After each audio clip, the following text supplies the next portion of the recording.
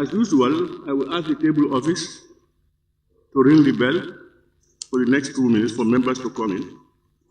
And of course, also request that the chief whips try to get around to get their members in.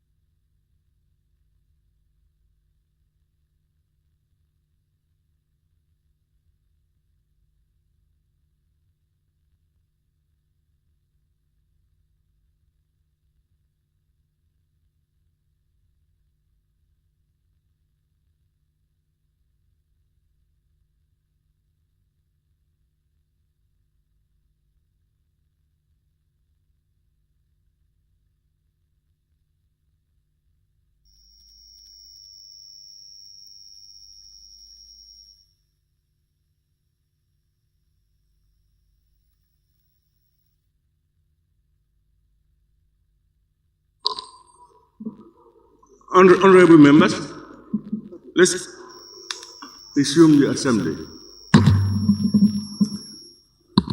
Honorable members, I think we have to reflect again. Honorable members, please.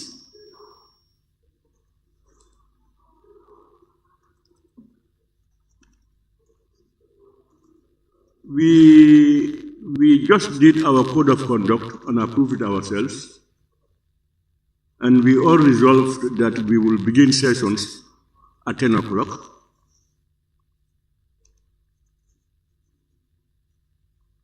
And it was also resolved that I should not wait until we have a quorum. I should come in, and if we don't have a quorum, as usual, we will ring the bell and do the needful. But it does not also go well with us to be coming to Parliament at 10 o'clock and we cannot start because of lack of quorum. And more often than not, the same people are the ones here on time. More often than not. You come to the assembly at 10 or 10:15, you find almost the same people. They are notorious latecomers, that is known to all of us. So I think it is important that both sides of the Parliament, you talk to each other. Let's talk to each other.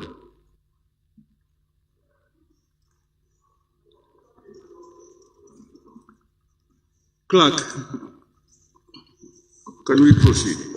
Correction and approval of records of votes and proceedings of the National Assembly sitting of Monday, 22nd July 2024. Honorable members, the record of votes and proceedings of the National Assembly sitting of Monday, 22nd July 2024 is before us for correction or approval. Can any honorable member please move that the said record of votes and proceedings be considered and approved? Honorable Member for Upper Nyomi. Thank you very much, Honorable Speaker, for giving me the opportunity. Honorable Speaker, I rest to move that the record of votes and proceedings of the National Assembly sittings of Monday, 22nd of July 2024 be considered for correction and approval. Thank you. Thank you very much, Honorable Member for Upper Nyomi. Any second honorable members? Honorable Member for Kiang Central. Thank you very much, Honorable Speaker. I rise to second the motion. It has been moved and seconded that the record of votes and proceedings of the National Assembly sitting of Monday, 22nd July 2024 be considered and approved. Honorable members, we all have copies of the said record of votes and proceedings. And as usual, we will look through it page by page, beginning with page 1.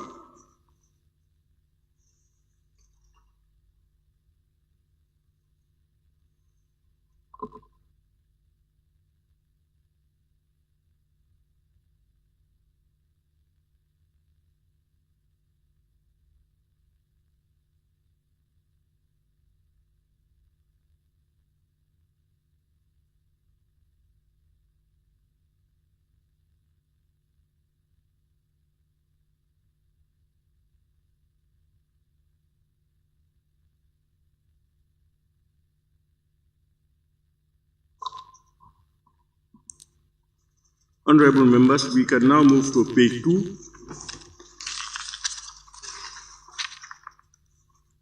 Fonyi Bintang Karanai. Honorable Speaker, you have looking at the following members were absent with permission. I think we can always improve. Now, between the members that were present and those that were absent with permission, we should create a column wherein those that comes after 10 o'clock or after this time, those that are a little bit late can also be captured there. It's a matter of improvement and seeing how best we can improve on the record of vote and proceedings and attendance of members. Rather than going direct to absent with permission, we could have those that were here at sharp 10 and those that were a little bit late. We can have a different columns for that to improve on what we want. My suggestion.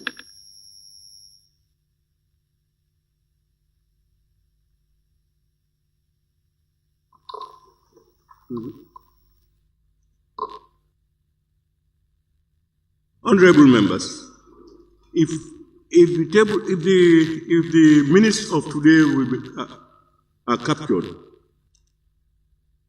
you will see a list of members at the time I came in. to show that those were the members present. And we could not continue because we have a quorum. Yesterday, we never had that problem yesterday. We did. Then that itself should have been captured in the minutes.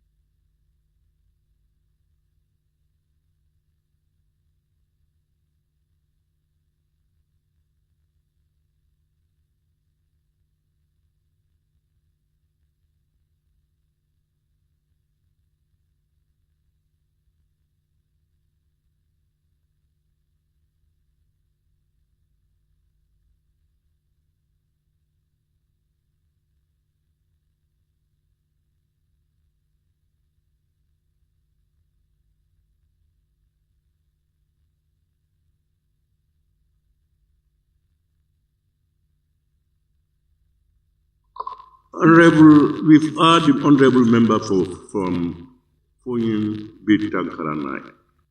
I think the proposal is to ensure the minutes reflect actually what had happened.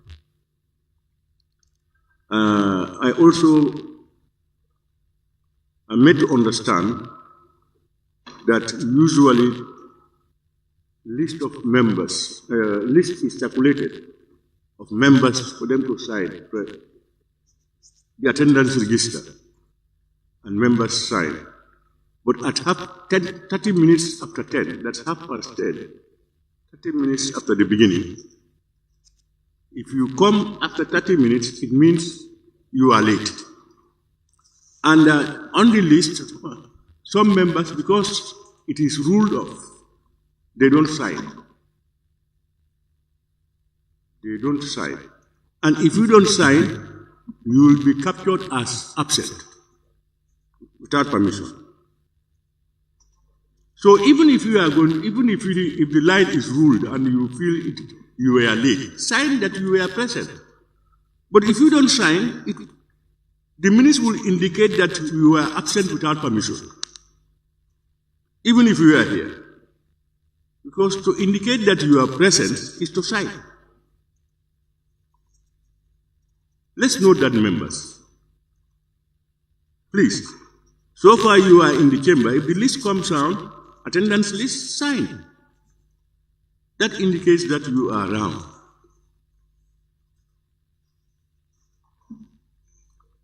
Yes, Honorable Member for Lower Florida. Thank you very much, Speaker. I think you categorically make it clear for somebody to be considered late, you must come beyond 10:30. So, and what is happening here now, people are coming far less than beyond 10:30. So, just to look at what Bintankranai said, just because you are here at sharp.10 does not make me coming 5 minutes after 10 to be late. I can only be late when I'm here at 10:30. I think that should be before 10:30. That needs to be corrected. Honorable nominated member Keba. Thank you, Honorable Speaker. Honorable Speaker, I seek some clarification because as per the standing orders, the Assembly should start proceedings by 10 a.m. And the moment the Speaker takes the chair and proceedings start, whatever happens should be reflected in the minutes. That is to say, to wait for the ruling of the line in the register would not be reflective of what happens before 10:30. For example, yesterday, the Speaker took the chair some minutes after 10, and Assembly was delayed because we couldn't have a quorum. 5 minutes was granted, and later the proceedings continued. Then do we say that what transpired before in the assembly during the course of that 30 period would not be reflected in the minutes. And if you compare the minutes of on the 18th, that was Thursday, to the minutes of yesterday, the 22nd, you would see an inconsistency. Because on the 18th, the assembly was suspended. And that was what reflected in the minutes. But yesterday, equally, we couldn't proceed at some moment. And the proceedings were delayed.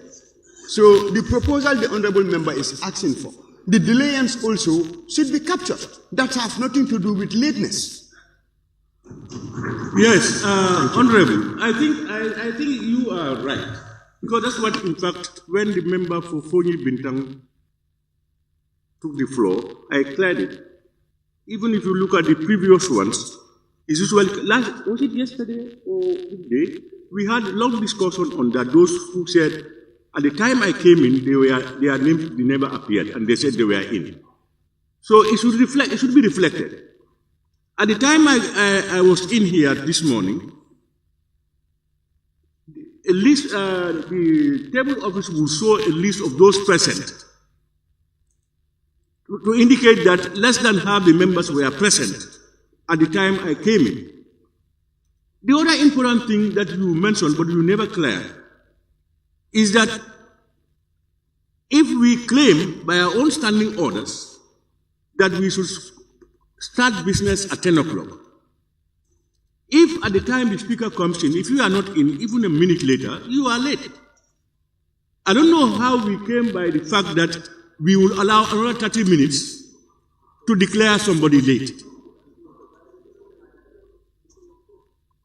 No, that is not, it's not, there could be no reason for that. Then let's start at that time. Yes? Kian West? Yes. Honorable Speaker, I cannot put it better than you and nominated member. What I want to tell Honorable Member for Lower Flood West is that here is not a classroom where you come and place your bag and go out. Here is a workplace. Here is an office for us. We said we start by 10 o'clock. If you are not here by 10 o'clock, you are not here. So we are doing this to encourage people to come early so that we do work early. So that's all we are trying to do. Honorable members, there is a lacuna here. Our standing orders supersede our code of conduct. If we, by our standing orders, we should commence business at 10 o'clock, we are asking people, we can commence business at 10, but you will not be late if you come at 10:30. And people who are here at 10 o'clock, we cannot start business. We will wait until 10:30, when most will be around for us to start business. That cannot work. We have to revisit our code of conduct to ensure that lateness means if I come in at the time we started business, we are not in, you are late. If the speaker takes the care, and prayers, I have done the prayers. Now I'm to commence business. And I am told that a quorum does not exist. I will not commence business. At that time, anybody who is not in the chambers, you are late. Because the two cannot match. So the comment.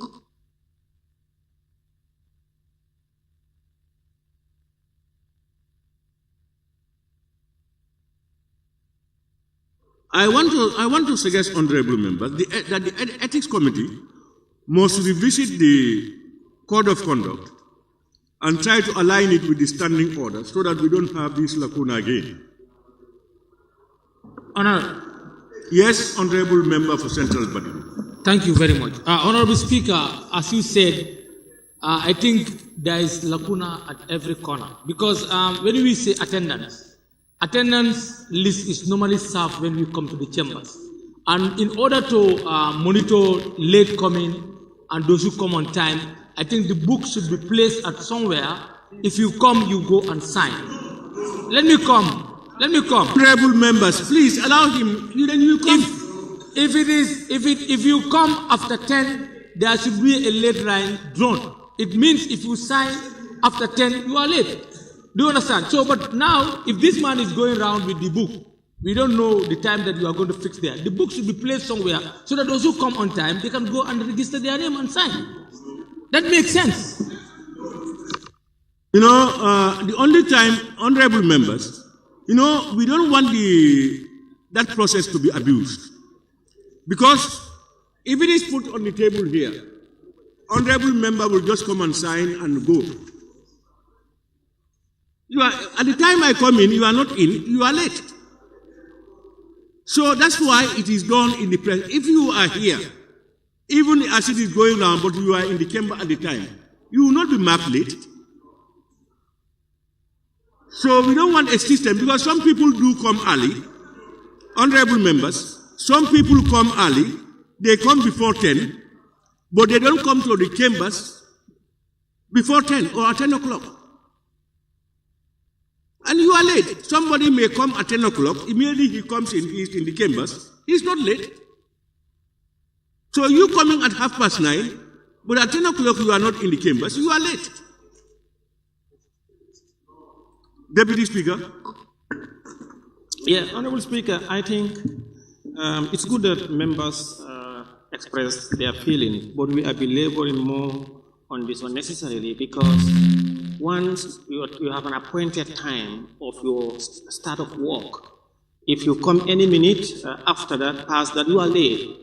What we need to do is not to say probably you are absent. You are not absent, but you are late. The book should be under the custody of an officer appointed by either the Speaker or the clerk.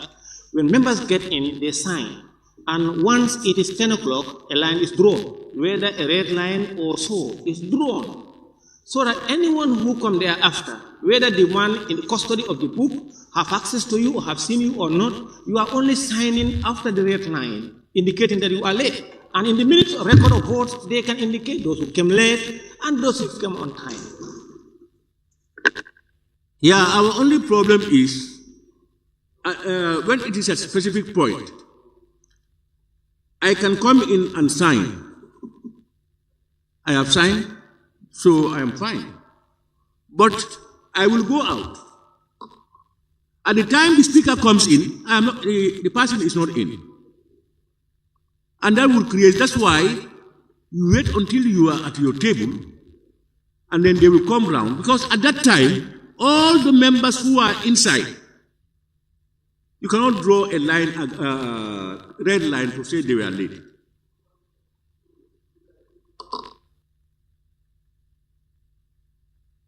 Yeah, Honorable Speaker, we will also get there. The most ideal way of getting people to know they are late is to draw a line. We can also appoint an officer once you are in, because that is why the law is saying once the Honorable Speaker is in and there is no quorum, you have the discretion to instruct that they ring the bell for 5 minutes, 10 minutes or so, and adjourn for 5 or 10 minutes. While you are instructing the bell to be rung, because we lack quorum, members are late. If you have signed and you went out, you are not here when the Speaker is here, an officer would have, while the Honorable Speaker instructed the bell to be rung for 3 or 5 minutes, the officer will be writing the names of the honorable members who are present at this time. And then he will look at the registry and to see those who have signed before the lines have been drawn and they are not here. And their names also should be indicated. Because, no, not duplication, because we have to get 1 point after the order. Let's settle those who are here after a minute past 10, they are late, the line is drawn. And then we get those who are fond of coming in, only sign and go out. Yes, lower Salum. Thank you, Honorable Speaker. Again, I agree with you, Honorable Speaker, but I disagree with Deputy Speaker Toto. Because this is, you might come to Parliament before the Speaker comes, you sign, then you left. Then they call for quorum. You are not there. Now the person that is assigned, you are making duplicate of effort. For instance, we are all here. We are. No, allow him. Please. No, we are on a fight. Don't worry. Don't worry. We are on a fight. Don't worry. Honorable Speaker, if somebody is assigned for a book, now we are all here. We are trying to restart the book. Then I step out. You call for quorum. There is no quorum. And already I was in the chamber. Now I am out. There is no quorum. Where are you going to level me? Whether late or absent? Because now, if that happens, no way. Yes, we cannot do this. Already we have a system that normally record those who are present. These are the system here. We can use this system before drawing those hardcore school time red line or mark. We can't do those things, my brother. We have.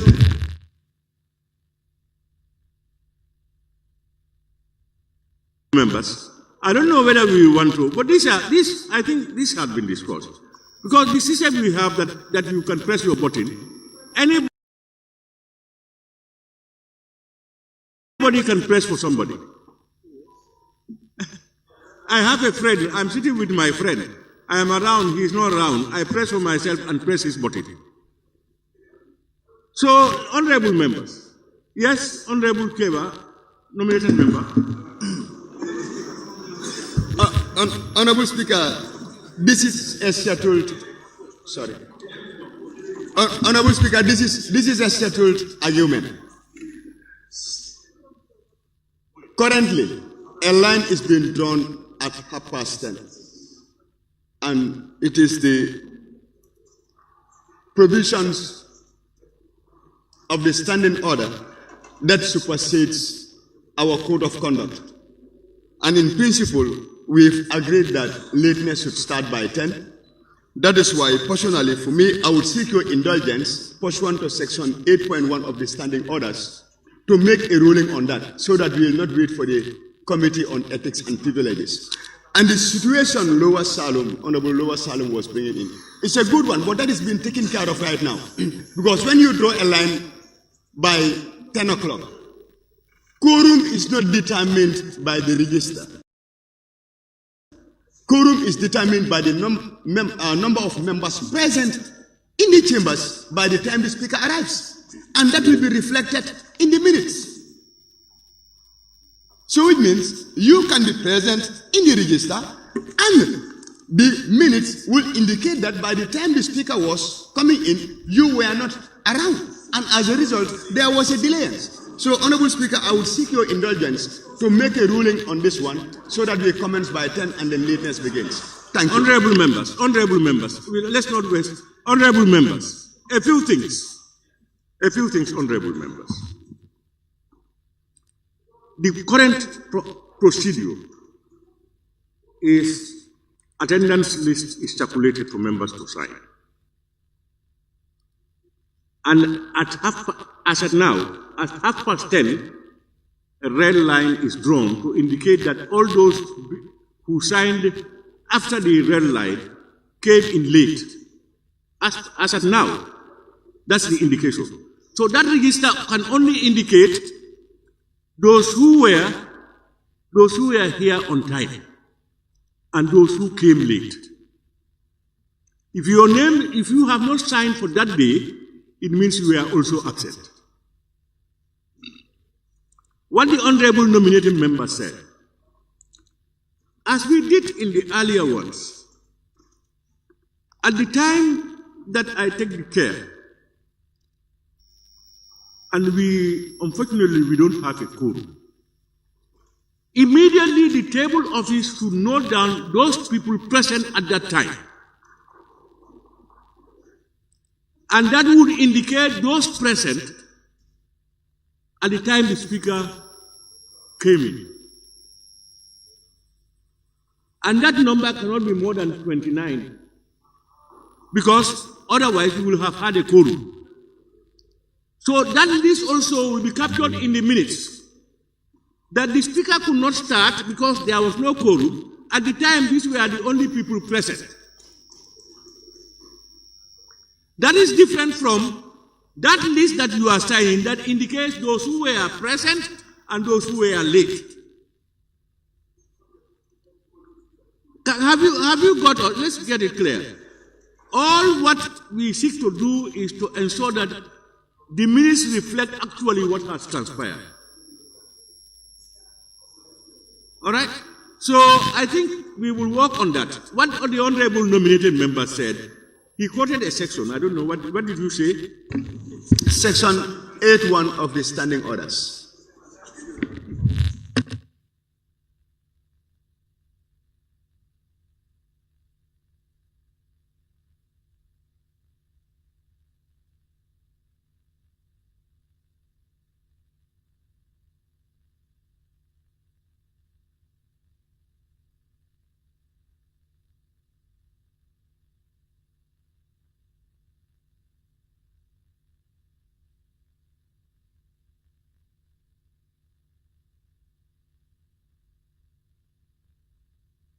As you said, nominated member, and I think I said it also, that if our code of conduct goes contrary to our standing orders, to the extent it is null and void.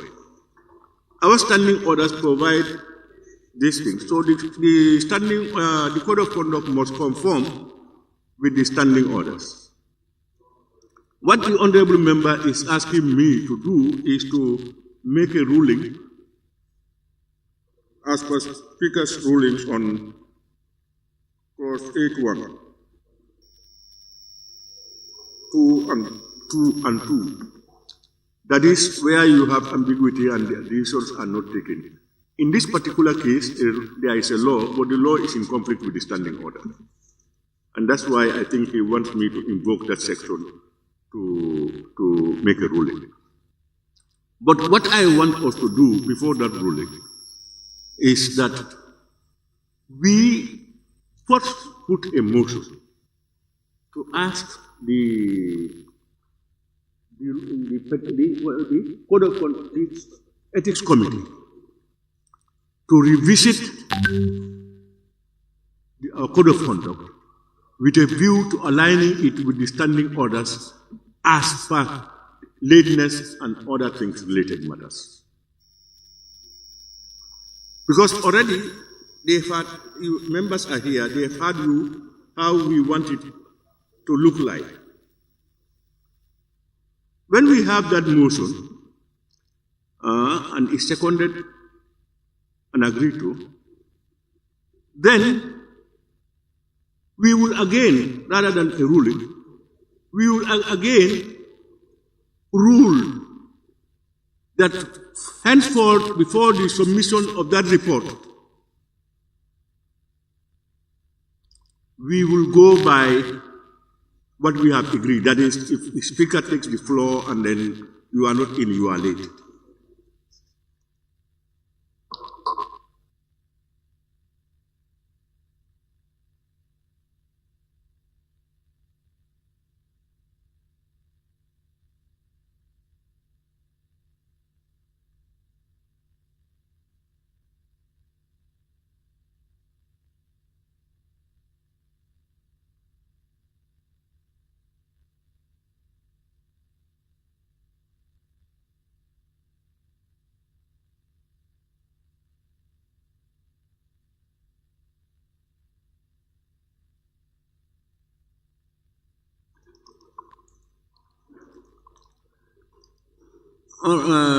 Honorable members, the technical advice I'm getting around is that we give them, let me ask them to consult and prepare a comprehensive ruling for me as per our standing orders, and then we will have that ruling. I will make that ruling. Then the needful will be done. So meanwhile, I our minutes will capture as usual.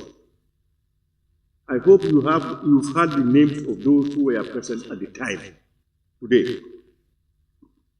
Because that, just like the one you did last time, though it was not comprehensive enough, because there were some people you excluded and all these things. This time, your team must work hard to ensure that nobody is added and nobody is deleted. Please.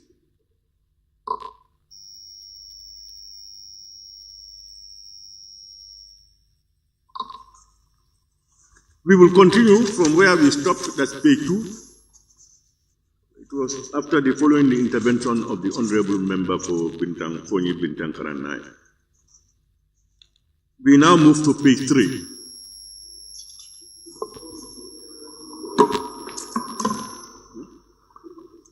Honorable nominated member, Fatu K. Jawara. Thank you very much, Honorable Speaker.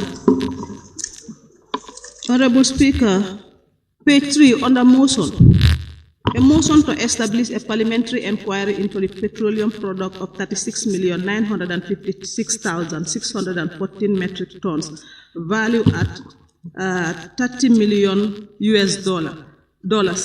The wording did not match with the letters, with the figures. The figure was written as 30,000 US dollar, whilst the wording is 30 million.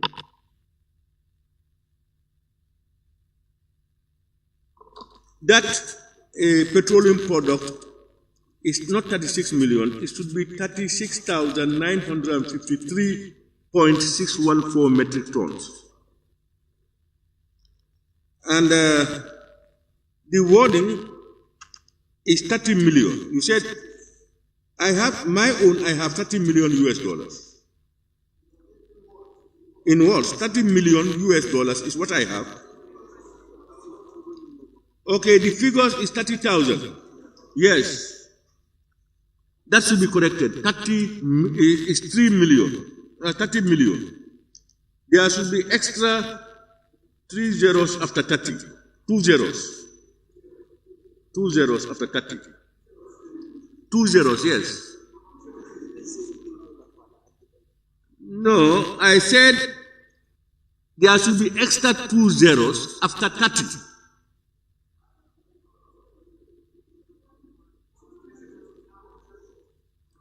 With 2 zeros. 30 with 2 zeros. Look, it's 30,000 that is there. You add 2 zeros, it's 33. Oh, okay, it's not 30.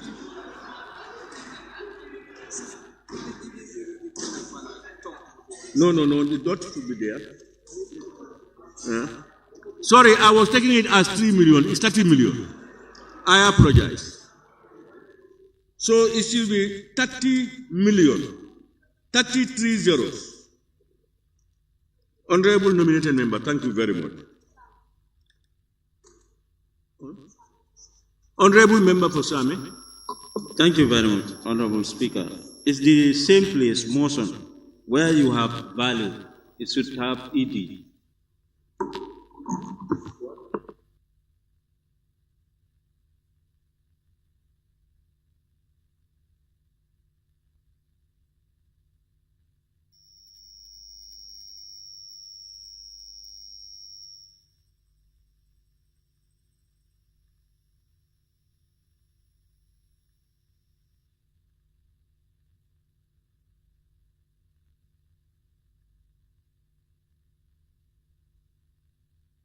Thank you very much, honorable member for. Is it Sami? Any more on page 3? We move to page 4. Page 3. Page 3. Yes. Yes. Page 3, Honorable Speaker. Correction and approval. After that, the first paragraph. Honorable Yunusa Ba. The initial name did not come. So Yunusa N. Ba. Member for Kiak Center. Thank you.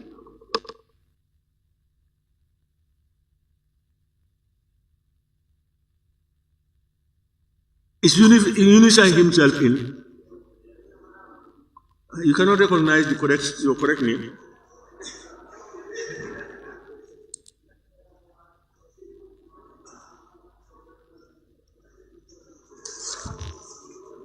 Honorable members, we move to page 4.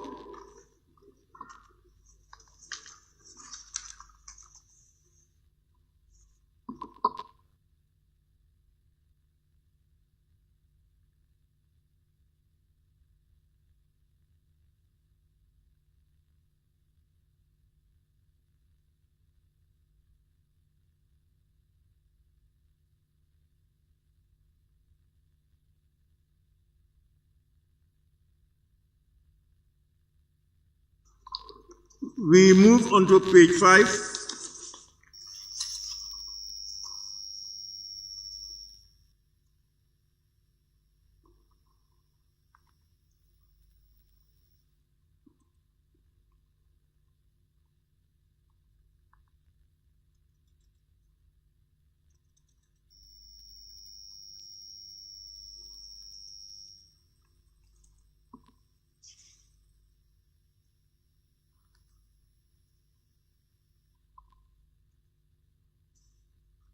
Honorable members, we move now to page 6.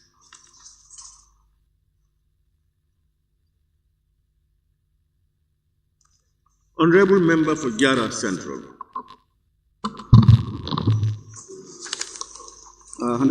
Page 6. The spellings for amendment. Please, you make reference to a particular area on the page. Yeah, under consideration at the committee of the whole house. 1 to number 7, and wherever it appears, the spelling for amend and amendment. You can see number 1, question put and agreed to. That clause 1 stands part of the bill as amended. That amended is not spelled correctly. It should be A-M-M-E-N-D-E-D. It's correct. Okay.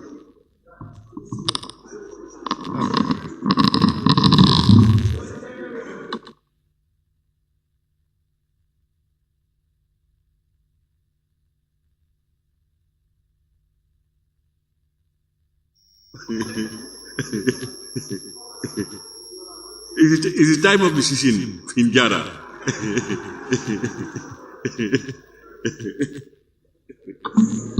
like what happened to the Nyobinkas in the figures. All right, honorable members, we now move to page 7.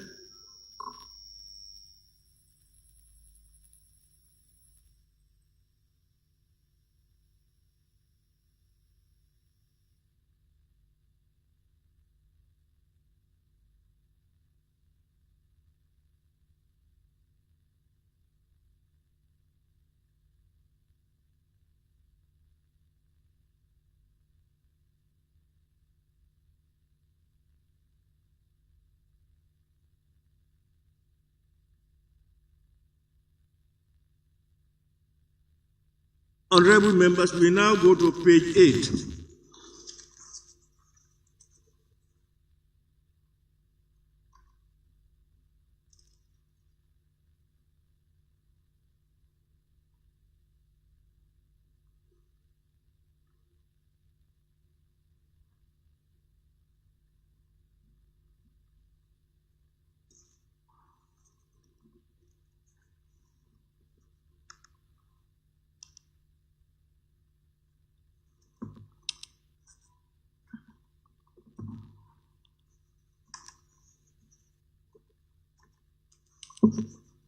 Okay, honorable members, thank you very much. It has been moved and seconded that the record of votes and proceedings of the National Assembly sitting of Monday, 22nd July 2024 be approved with amendments. Those in favor, please say aye. Those not in favor, please say no. The ayes have it. Honorable members, thank you very much. Clerk, we may proceed. Laying of papers and reports. Report of the National Assembly Public Appointment Standing Committee on the confirmation of appointment of and approval of the proposed remuneration package for the commissioners of the Access to Information Commission by the Honorable Chairperson of the committee.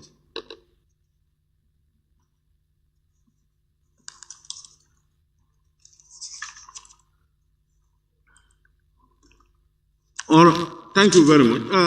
May I now invite the Honorable Chairperson of the committee to table their report.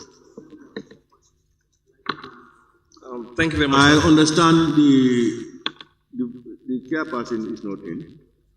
And the Right Honorable Alhaji, member for Upper Saloon will table the report.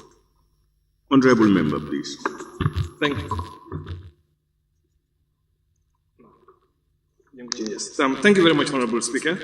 I rise to present the report of the Public Appointments Committee on the motion that was moved by the Minister of Information on the appointment of the Access to Information Commissioners. The Public Appointments Standing Orders is established by Section 109, 1A of the 1997 Constitution, and Standing Order 95 of the National Assembly. The committee constituted in accordance with Orders 96 and 114, with mandate to scrutinize, consider, and advise upon all appointments to public office to be made by the executive, subject to the confirmation of the National Assembly. The membership of the committee is detailed in number 2, Chair bin Suleiman, Honorable Suleiman Jammeh, Vice Chair Ahmad Dabo, but because of they were not here, the rest of the committee went ahead with the work, and that's what we are presenting today. And we have the staff of the committee and the meetings. Number 4. The committee held a meeting on Wednesday, the 17th of July, 2024, and on Monday, the 22nd of July, 2024, to consider the confirmation of persons appointed as commissioners and the proposed remuneration package of the Access to Information. The committee wishes to express its appreciation to the Office of the Clerk for their contributions towards the work of the committee during the consideration of the nominees. Equally, the committee acknowledged the support of the Deputy Permanent Secretary, Minister of Information, Permanent Secretary, Personal Management Office, Executive Secretary, State-Owned Enterprises Commission, Deputy Permanent Secretary, Minister of Finance and Economic Affairs, and the Assistant Secretary, the Public Service Commission, for providing timely and valuable information to the committee. The process by which persons are appointed to Access to Information Commission as commissioners is of significant importance. Number 2, following the enactment of the Access to Information Act, the Honorable Minister for Information tabled in the Assembly on Monday, the 8th of July, names of persons appointed for confirmation of these persons by the National Assembly as commissioners as the Commission and their proposed remuneration package. At the sitting of Monday, the 8th, 2024, the National Assembly, by unanimous decision, referred the above mentioned motion to the Public Appointments Standing Committee for consideration and confirmation. The framework and procedure for the appointment of the persons as commissioners in the Access to Information Commission as established in the Information Act 2021. Now, number 5, it shows the members that were proposed to us. And in number 6, the motion was on the same day referred to the Public Appointment Standing Committee. Therefore, this report briefly outlines the mandate of the committee, the evidence received, details of proceedings, and the recommendations of the committee. Methodology. The committee employed the following method to consider and scrutinize the credentials of the nominated members. 1, reviewing and screening the credentials. 2, requests for production of documents. C, consultation with officials from PMO, Public Service Commission, Minister of Finance, Minister of Information, and the State-Owned Enterprises Commission. The committee was aided by the Minister of Information, like I mentioned earlier. The general proceedings, that's on page 9, page 3, number 9. The committee reviewed the established framework for appointment of a person as a commissioner as per the Access to Information Act 2021. The committee has the responsibility of advising the Assembly in confirming persons appointed as commissioners in accordance with Section 43 of the Access to Information Act 2021. The committee considered the procedure adopted by the selections panel, communicated from the Minister of Information, and the curriculum vitae and certificates of the shortlisted candidates. In addition, the committee, having reviewed and consulted the relevant institutions, compared the various pay scale of the commissioners across and proposed a new pay scale. That's on page 4. Now, the pay scale that was given to us after the consultation we've made, we came up with a new scale, and that is shown below. As the chairperson, total gross at the bottom 110,500, the vice chair 97,500, commissioner 88,000, and then the rest of the commissioner all 88,000. That is a change from what was provided to us. What was provided to us, actually, you will see that it was 146,500 for the commission, for the chairperson, vice was 134,500, and the rest is, they are all the same, 134,500, but we have changed, and this is our recommendation. On 13, noting and satisfied that the procedure of the selection panel for the shortlisting of the candidates was met in accordance with the Access to Information Act 2021. Considering the concern and importance of implementing the Access to Information Act 2021, the committee recommends to the Assembly for the confirmation of the 5 persons appointed as commissioners to the Access to Information Commission. The committee recommends to the Assembly the approval of the remuneration package of the commissioners as reviewed by the committee in the table above.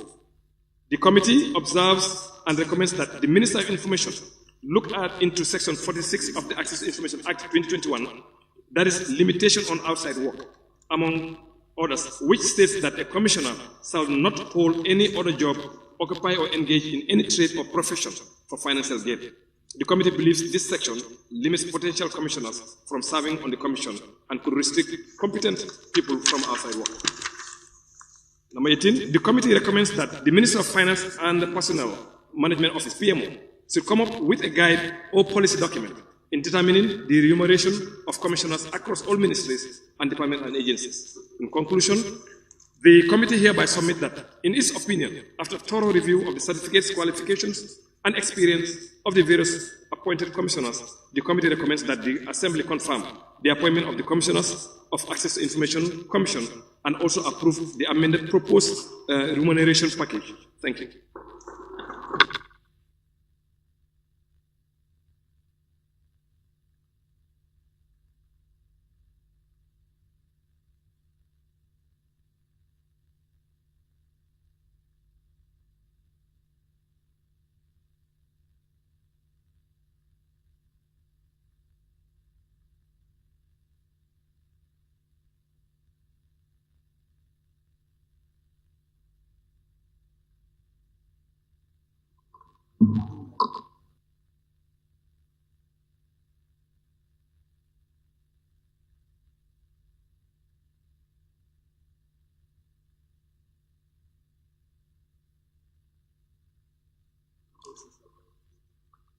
Honorable members, thank you, Honorable Member for Upper Salon.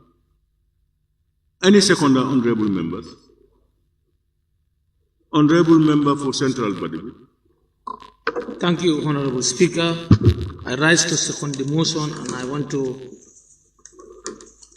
participate in the debate. Honorable Speaker, I want to thank the committee for the good job that they have done, but I have some observations to make pertaining to the criteria that they have looked at, the methodology to review screening of credentials and requests of production of documents, consultation with officials from PMO. Honorable Speaker, if you look at the commission members, the chairperson of the commission, I don't know what criteria did you use to select her, because I personally, going through the academic records, there are people who I thought the qualification that they earn is more than her qualification.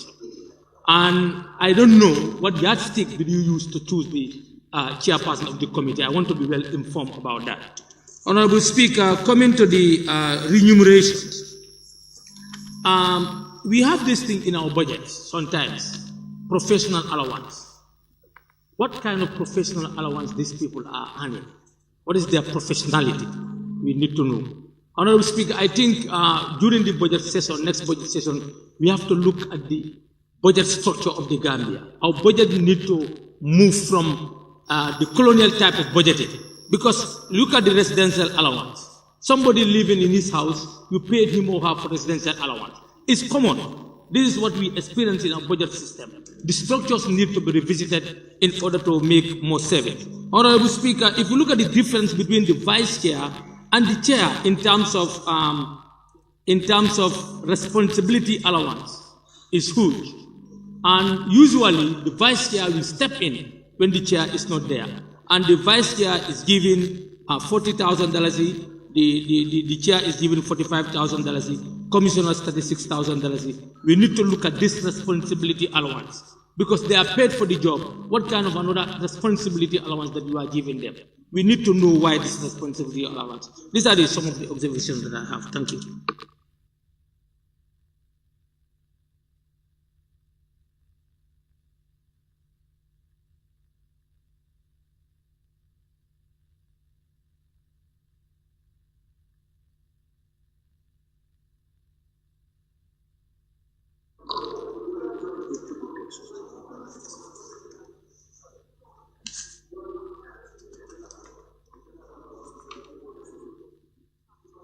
Honorable members, I now put the question.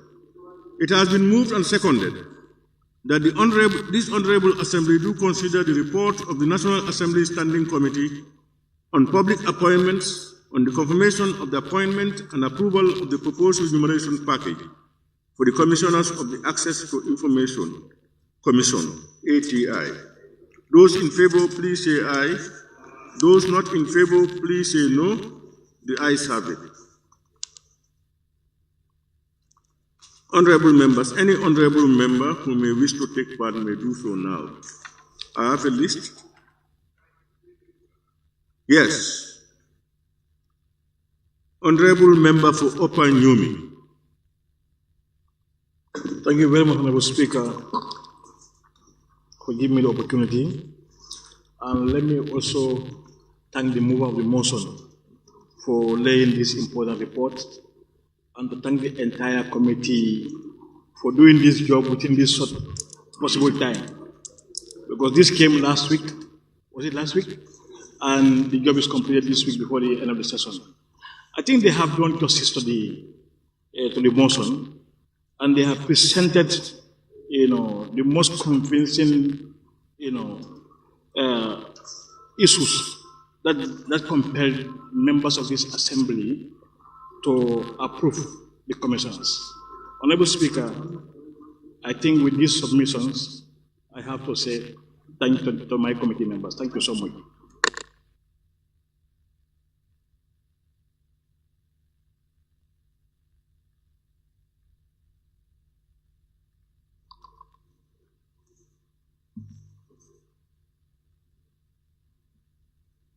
Thank you very much, Honorable Member for Upper Nyumi. And I invite the Honorable Member for Lower Salon. Thank you, Honorable Speaker, for giving me the floor. Honorable Speaker, I also want to thank the committee for the good job they have rendered to this August Assembly and utilize the time given to them with the chair. Honorable Speaker, I have no objection on this. Just to say that I'm in support with this document that is presented to us. I just like to compare the new proposed pay slip that is similar to human rights details below. I think the committee could have attached this the National Human Rights Commission's pay slip, whereby we can be able to compare. Honorable Speaker, on the list, the table list that is mentioned here, this is a right of people, how to call it, allowances and how to call it, salaries that we don't have right to touch on those issues. These are constitutional provisions where even with the parliamentarians, member for Badibu is receiving such allowances, and which he has never talked about. You see, we have to be very sincere on what we are doing, Honorable Speaker. You've been a member receiving such allowances, you have never complained about it. But then somebody receiving such allowances, which is entitled of it, is trying to scrutinize those things. You have to be sincere to yourself before doing other things. We are not here to shake the gallery. We want to put things straight forward, Honorable Speaker. Honorable Speaker, before going further, I have no objection on this, just to thank the committee and the ministry that present the documents with us. We will concur with their process. Thank you very much, Honorable Speaker.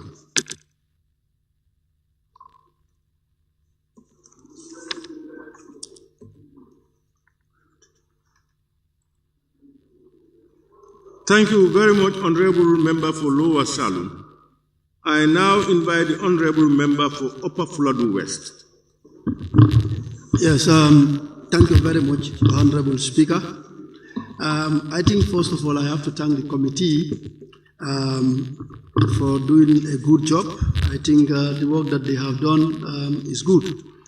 The only concern that I have as far as this report is concerned is if you go through their recommendation, 17, whereby the committee states, the committee observes and recommends that the Minister for Information look into Section 46 of the Access to Information Act 2021, limitation on outside work, among which starts that a commissioner shall not hold any other job, occupied or engage in any trade or profession for financial gain. So this is a concern that I want clarity either from the committee members or from the Minister of Information, because the people who are nominated for this position, we all know them, they are household names as far as Gambia is concerned. And then if you look at the recommendation stated, so I want clarity on that aspect, and this is a trust that the Parliament we have on them, and then we are pretty much sure that they're going to perform the expectation, and then let them work without any fear or favor, and let them do the work as expected. And then the entire country will be looking at them. If they perform the expectation, we will applaud them. But if they perform otherwise, so we will come here and then also, say what we're supposed to say. So this is what I have to say. Thank you very much, Honorable Speaker, for giving me the opportunity to shed some light on this issue. Thank you very much, Honorable Minister, for bringing these nominees to the Parliament. We are very, very grateful, and then we will continue to support this cruciate, inshallah. Thank you.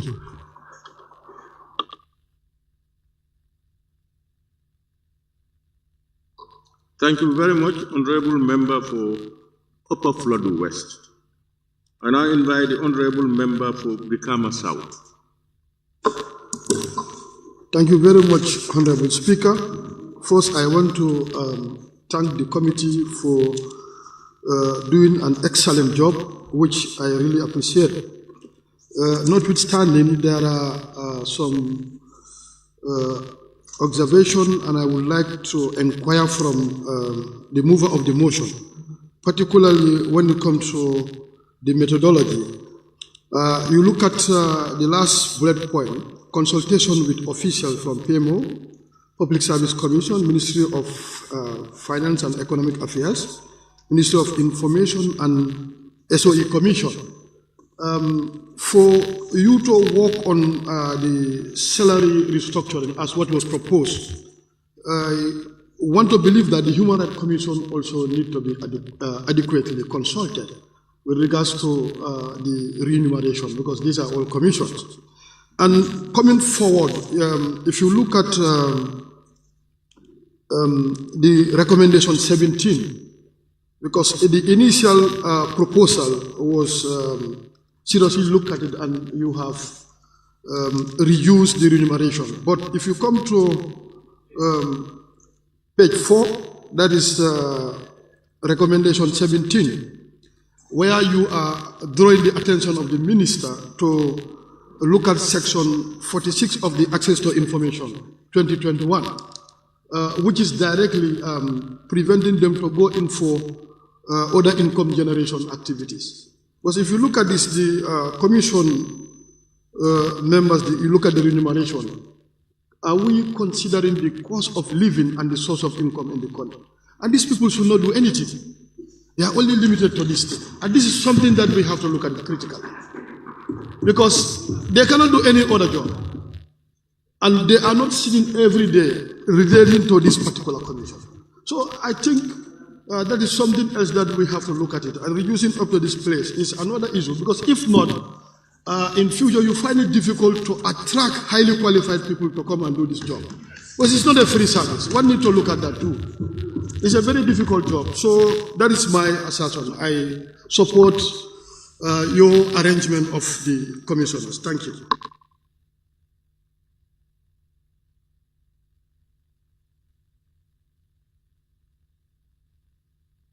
Thank you very much, Honorable Member for Bikama South. I now invite the Honorable Member for Fonyi Kansala. Thank you, Honorable Speaker. I thank the committee for a review of what we've tasked them to do. Honorable Speaker, in my first submission, I want to put it to the chair of the committee. There was a proposal that was sent to you for you to go and review this. And you came, I could say that it's doctrine to reduce their allowances and their costs in various responsibilities as commissioners. We want to know what had informed you to come with this costing. We want you to help us on that. Secondly, knowing the fact, recommendation 17 is talking of non-engagement. I could say some of the commissioners who are part and parcel in this selection are lawyers.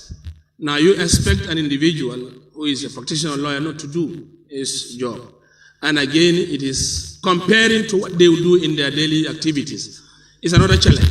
I want you to vividly help us. And again also, you've also indicated that consultations were done with various officials. Human Rights Commission is not also part of the consultation that you have did. We want you to help us. Why was they not part of this consultation? And Honorable Speaker, what we do say, and we believe is this. Most of the commissioners may end up resigning if they see a lucrative job somewhere else, based on what they take, based on the barricades in which the law is talking of. So I want you to guide us very well. If possible, maybe we could insist that we want to see all the streamlined commissioners in various areas to see that they are all in the same thing. As Honorable Speaker, looking at the differences between the chairman and the vice chair, the gross and some of the responsibilities, I will say that we go back to our previous set, where we increase, because these are people that are of responsibilities. So I disagree with this. I agree for us to go back to the previous selection, because 17 has made it very clear. You cannot do any job, and you go and reduce their earning. What for? So I am not in agreement with this proposal. Let's go back to what was suggested for the best interest of the commissioners and for their life and livelihood, and also for them to be able to do the job needful. Thank you very much.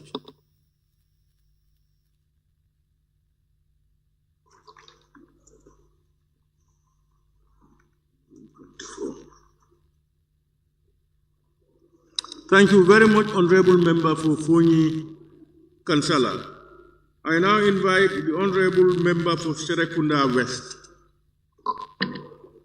Thank you very much, Honorable Speaker, for giving me the floor.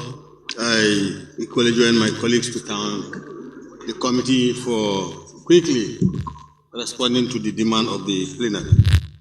Honorable Speaker, I only have one observation to make, and that is when initially these nominees were presented to the Parliament, they only mentioned their qualifications, and there was no backing of proof to say actually this is what they are qualified for. And if the committee went back and reviewed that, and still members are not furnished with evidence of their qualifications, I would have loved at least for the committee to make copies of these qualifications of each of the nominees and furnish us just as the previous commissioners. We have approved several commissioners' appointments here, but their proof of qualifications were attached.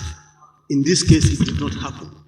I want to insist that this proof of qualifications should be circulated to members. Thank you.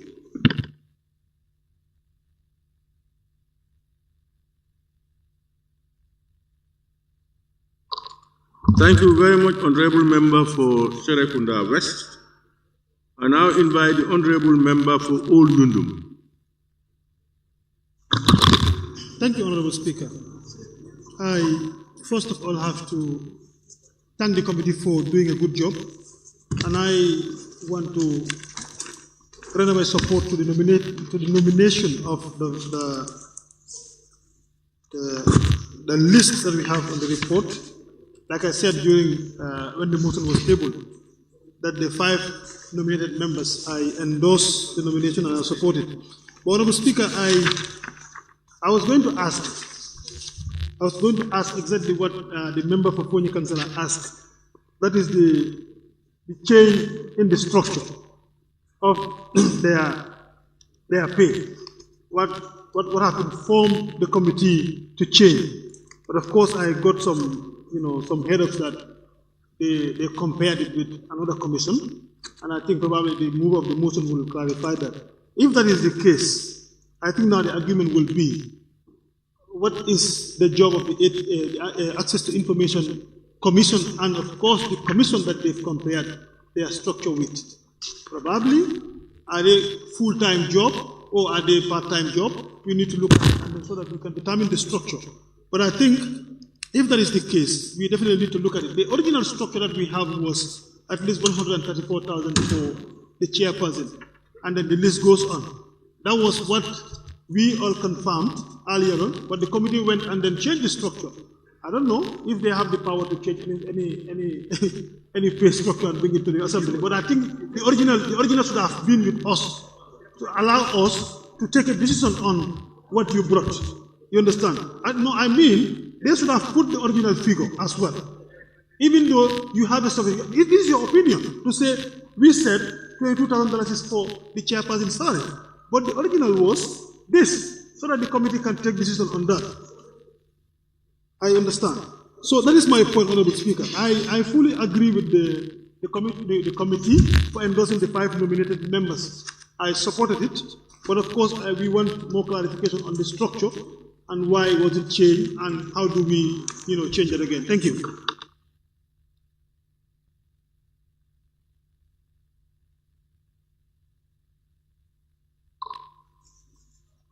Thank you very much, Honorable Member for Old Yundum. I now invite the Honorable Member for Nyamina Dankunku. Thank you very much, Honorable Speaker, for giving me the floor. Let me also join my colleague to thank the committee for a job well done. Honorable Speaker, among the nominee, especially I think the chairman, if my memory serves me well, she is the chairperson of board chair of GRTS. And then I could have loved to see her resignation letter from that effect. Other than that, Honorable Speaker, me also I am in the opinion on the schedule of their payment. It is reduced at the minimal level. Looking at recommendation 17, these people are not doing any other job other than the job at the Access to Information Commission. So if you want to reduce this thing, as the member for Councillor said, one of them is a lawyer. And we know, all of us know how productive that sector is. If you want to bring in that lawyer, actually you want to give her this time of remuneration, meaning you are just employing her to be there after a few years, she will resign and go. And then we have to look at the institution that they are dealing with, Access to Information. This is a very sensitive, institution. These commissioners, we need to definitely give them the necessary package. On that, Honorable Speaker, before I take my floor, I think I will move a motion on the 53K for this August Assembly to revert back to the original schedule. I move a motion for the Assembly to revert back to the original schedule. Thank you. I'm not hearing you, Honorable Member for Nyamina Dankunku. I wanted to move a motion on standing order 53K for this August Assembly to consider and revert back to the original schedule that was supplied by the Ministry of Information. when it comes to their remuneration, their payment, we actually consider that one. I move a motion.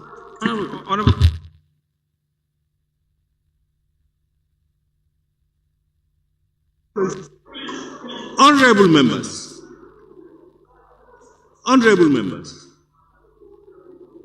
members as per clause 58K, 53K can move motions if the speaker deems it urgent.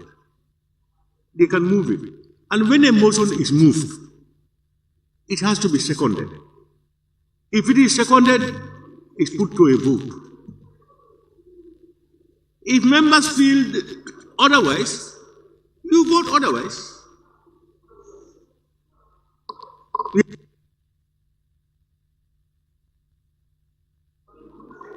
Honorable members, there is a motion moved. Any seconder, honorable member for all you know. Thank you very much.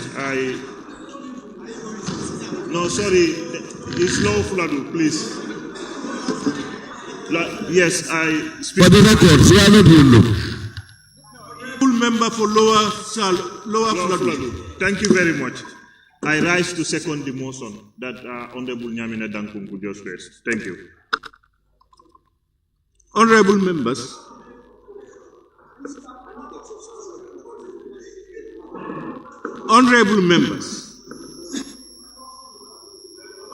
members, you must respect parliamentary process and procedures.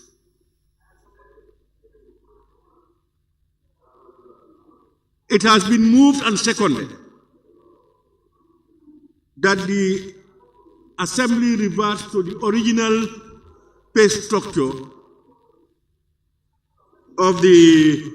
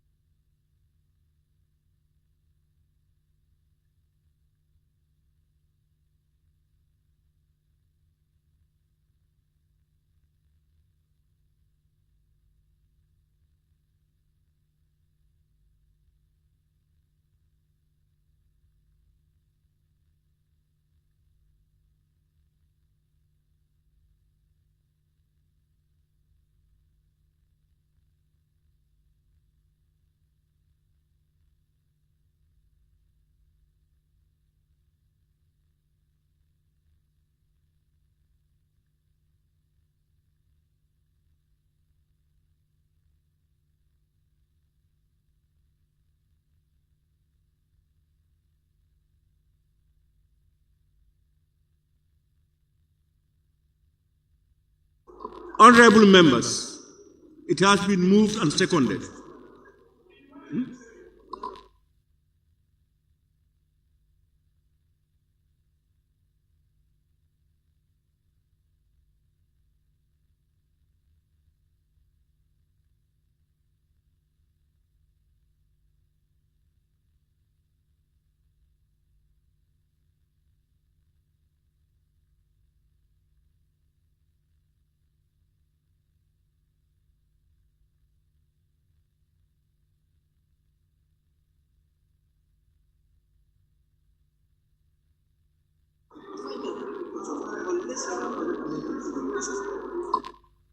Yes.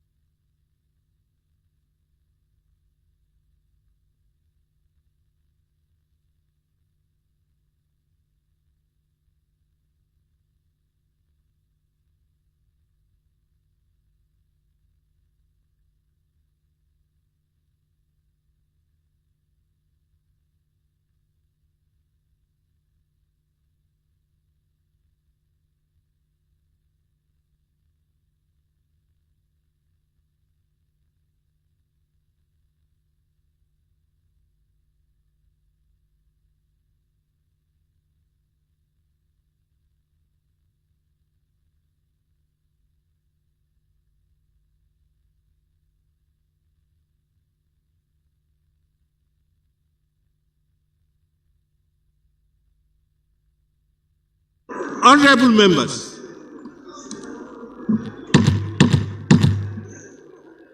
honorable members, honorable members, I don't know why all this noise. The whole thing, the whole decision. Honorable members, please. The decision is yours and nobody else. And the process is, and the procedure is not breached. A motion has been moved and the motion seconded. The next process will be to put a question for members to say either they accept the motion or reject the motion. And more often than not, honorable members, these things happen. We will be on a process and a member will want to move a motion and he moves it. If the process is wrong, we will not agree to it. So as I said, a motion was moved and it has been seconded. Now I will put a vote. Is the communication what? Access to information.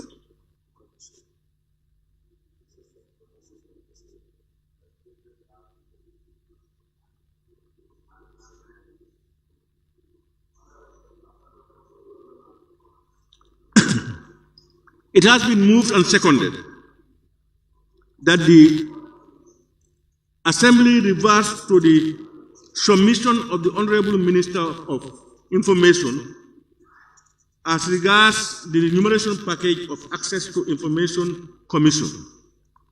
Those in favor, please say aye. Those not in favor, please say no. The noes have it. Division.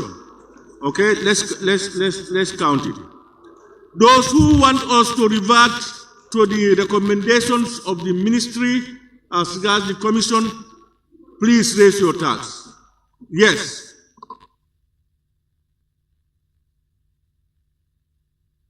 Honorable, you had the motion.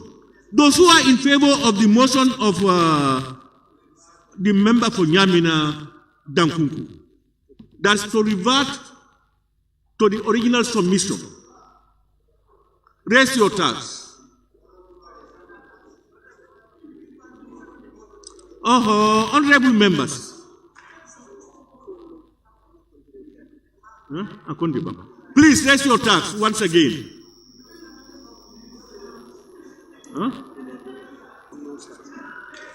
Yeah.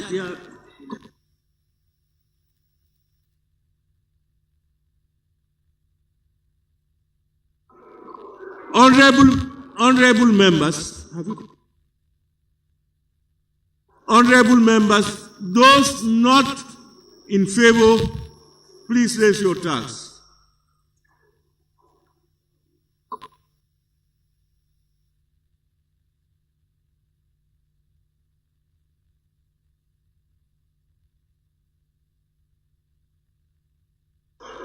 Honorable members, those abstaining.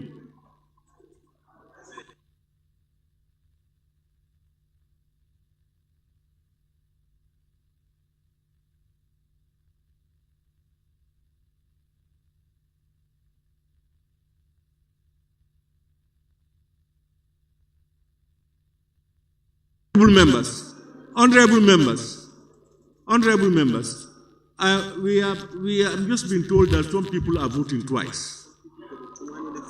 Please. Yes. Honorable.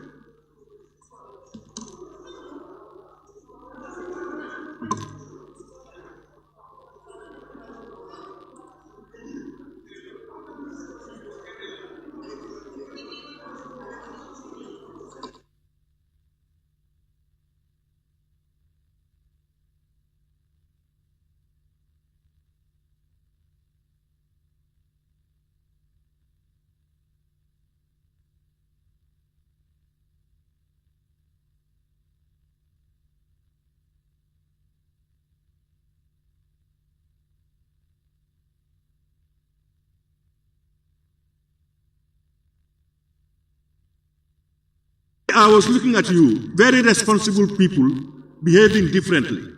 Honorable members, each member has only a vote. And then you respect that vote and allow others to vote the way they want to vote. Please, looking at you people, the people I am seeing talking and doing this, I was disappointed. Those are the people who are to put down members for us to have decorum in the sessions.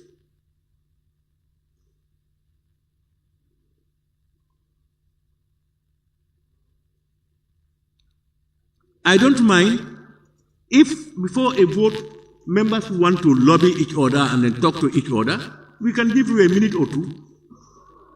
If you want it,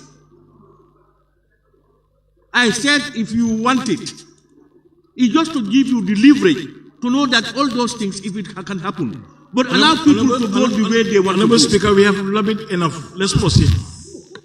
Please, I will not expect a member to vote once and then vote again on the same thing.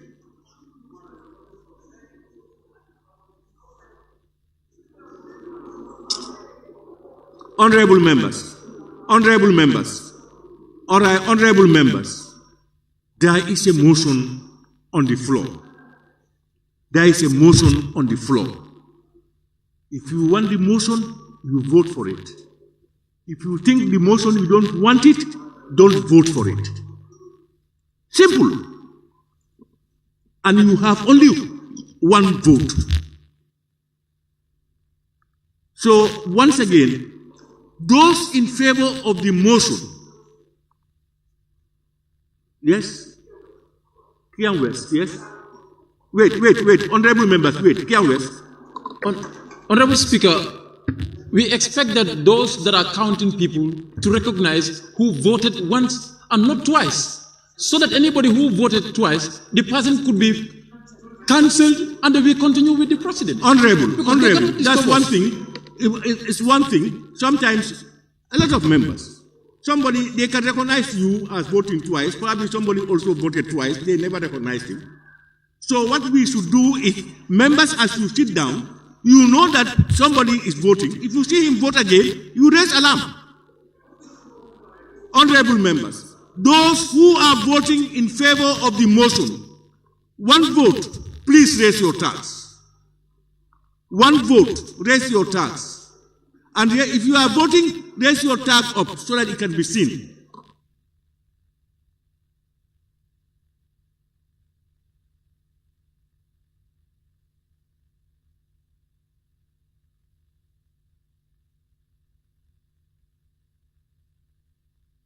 Honorable members, those who are not in support of the motion, please raise your tax.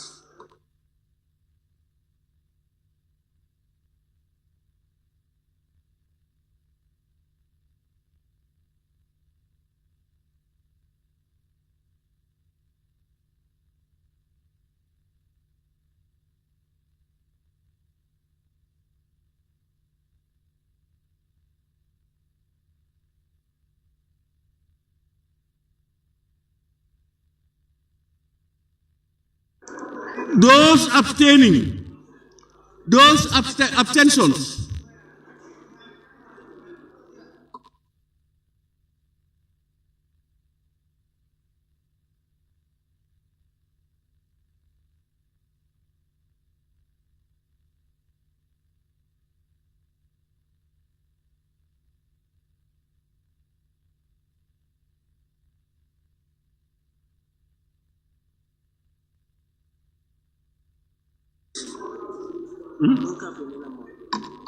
Honorable members,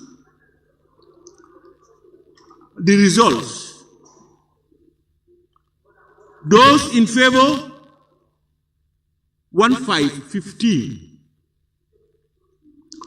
Those against, 1515. Abstentions, 2.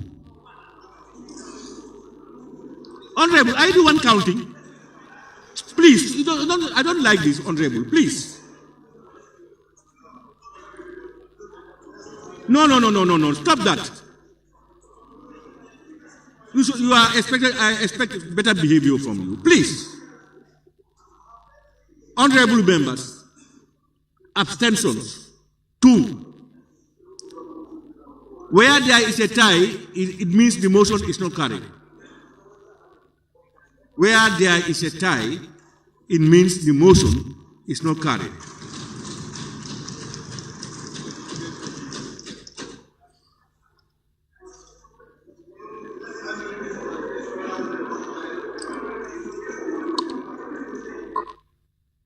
Honorable members, the debate now continues. 48. I now invite the Honorable Deputy Speaker. Honorable Speaker, thank you very much.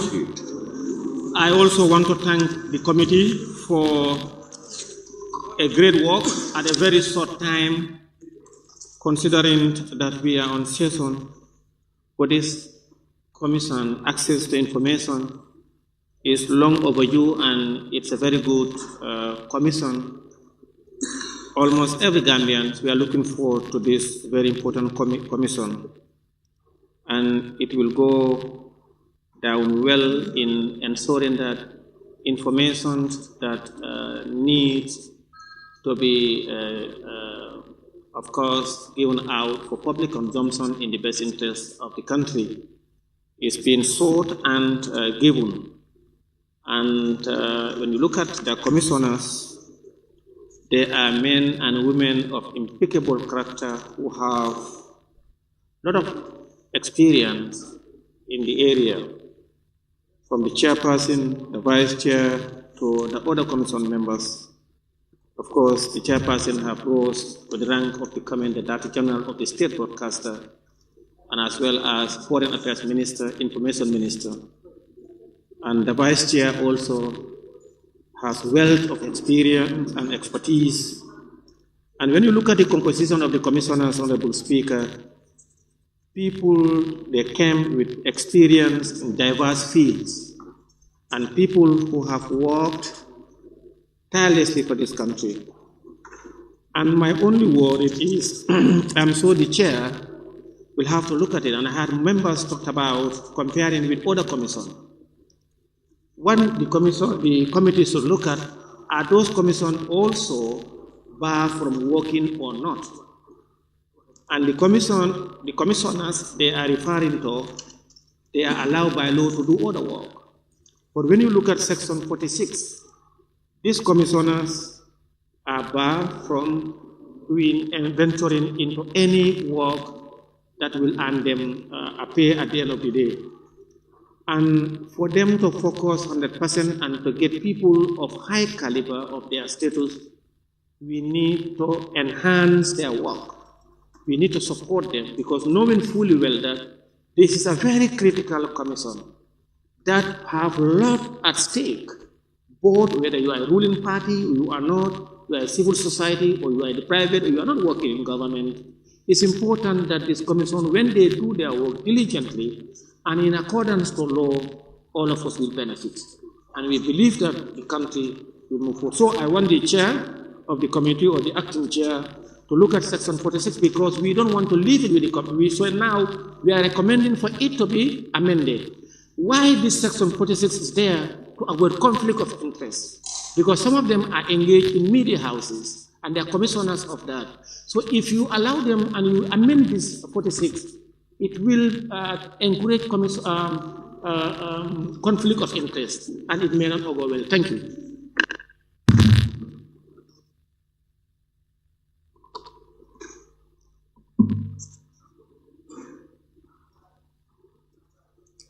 Thank you, Honorable Deputy Speaker. I now invite Honorable Nominated Member Fatou K. Jawara. Thank you very much, Honorable Speaker, for the opportunity. I will also join my colleague to commend the committee for doing justice to the job. Honorable Speaker, going through the report, the document, and looking at the nominees, all the 5 nominees who have a Gambian household name, We really rely on them and trust them to keep our information system. Honorable Speaker, access to information is key in any democracy space. Honorable Speaker, but to have your own Gambians in your information system also is very important. Your data will be protected.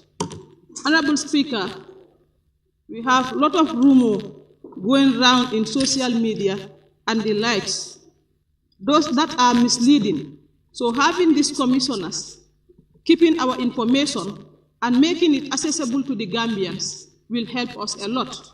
It can compel those rumors, those misleading information. Honorable Speaker, I think, let me just stop there, Honorable Speaker, I submit.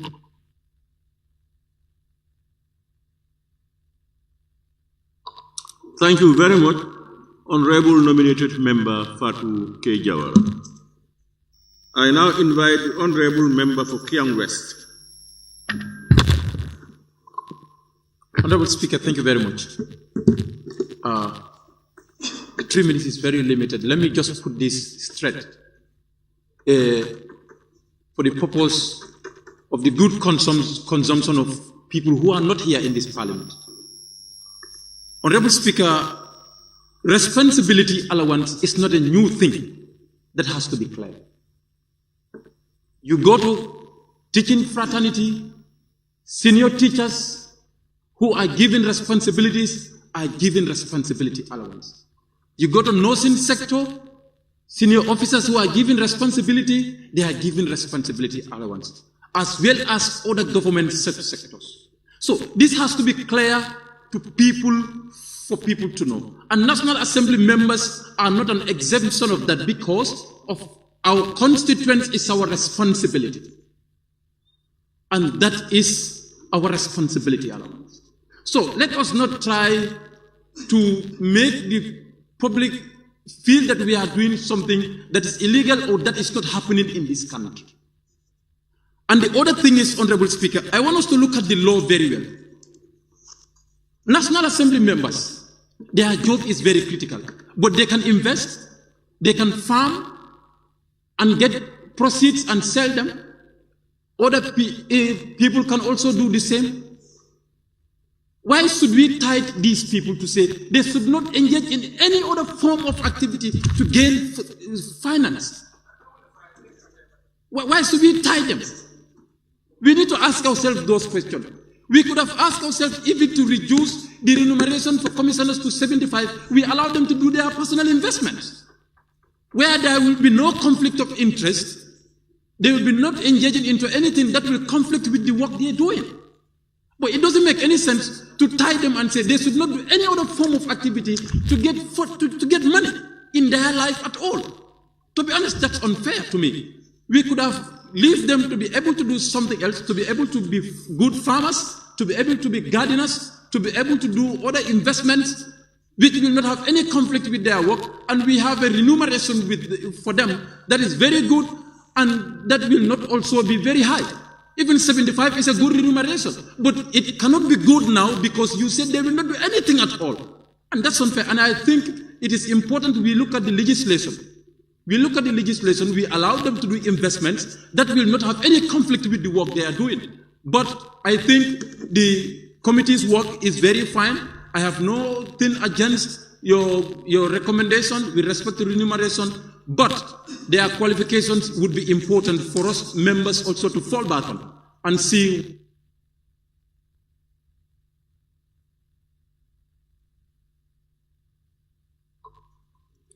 Thank you very much, Honorable Member for Kiang West. I now invite the Honorable Nominated Member, Keba Lang Fofana.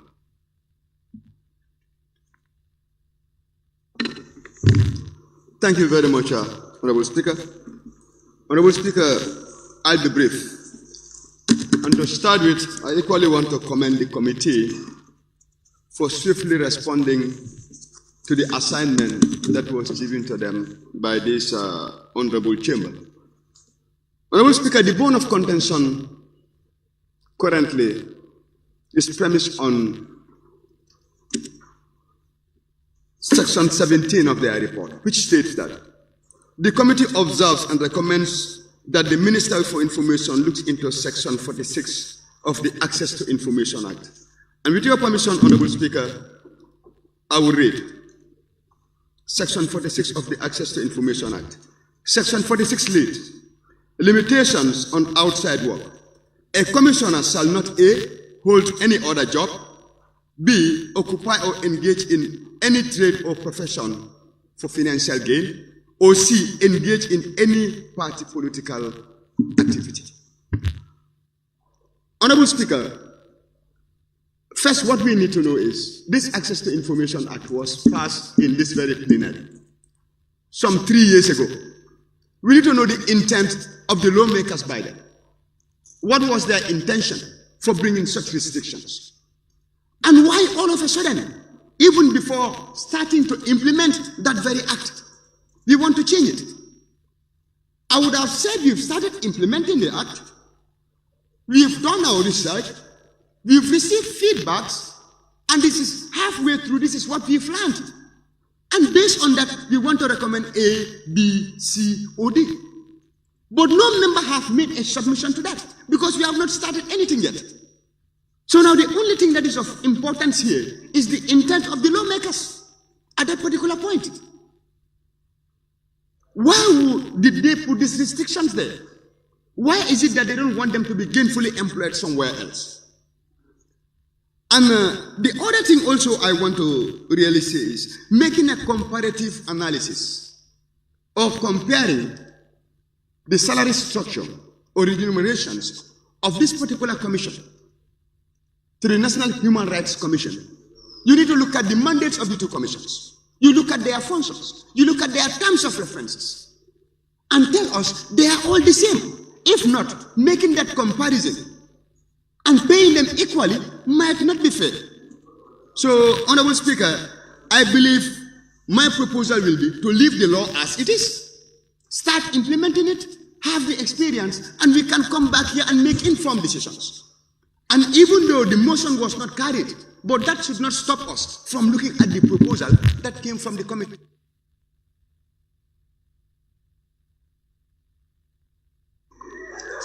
Yeah, honorable members, the motion was not carried, but it does not prevent members from looking at the proposals on the table. Honorable members, may I now call upon the mover of the motion to respond to the issues raised and then wind up the debate.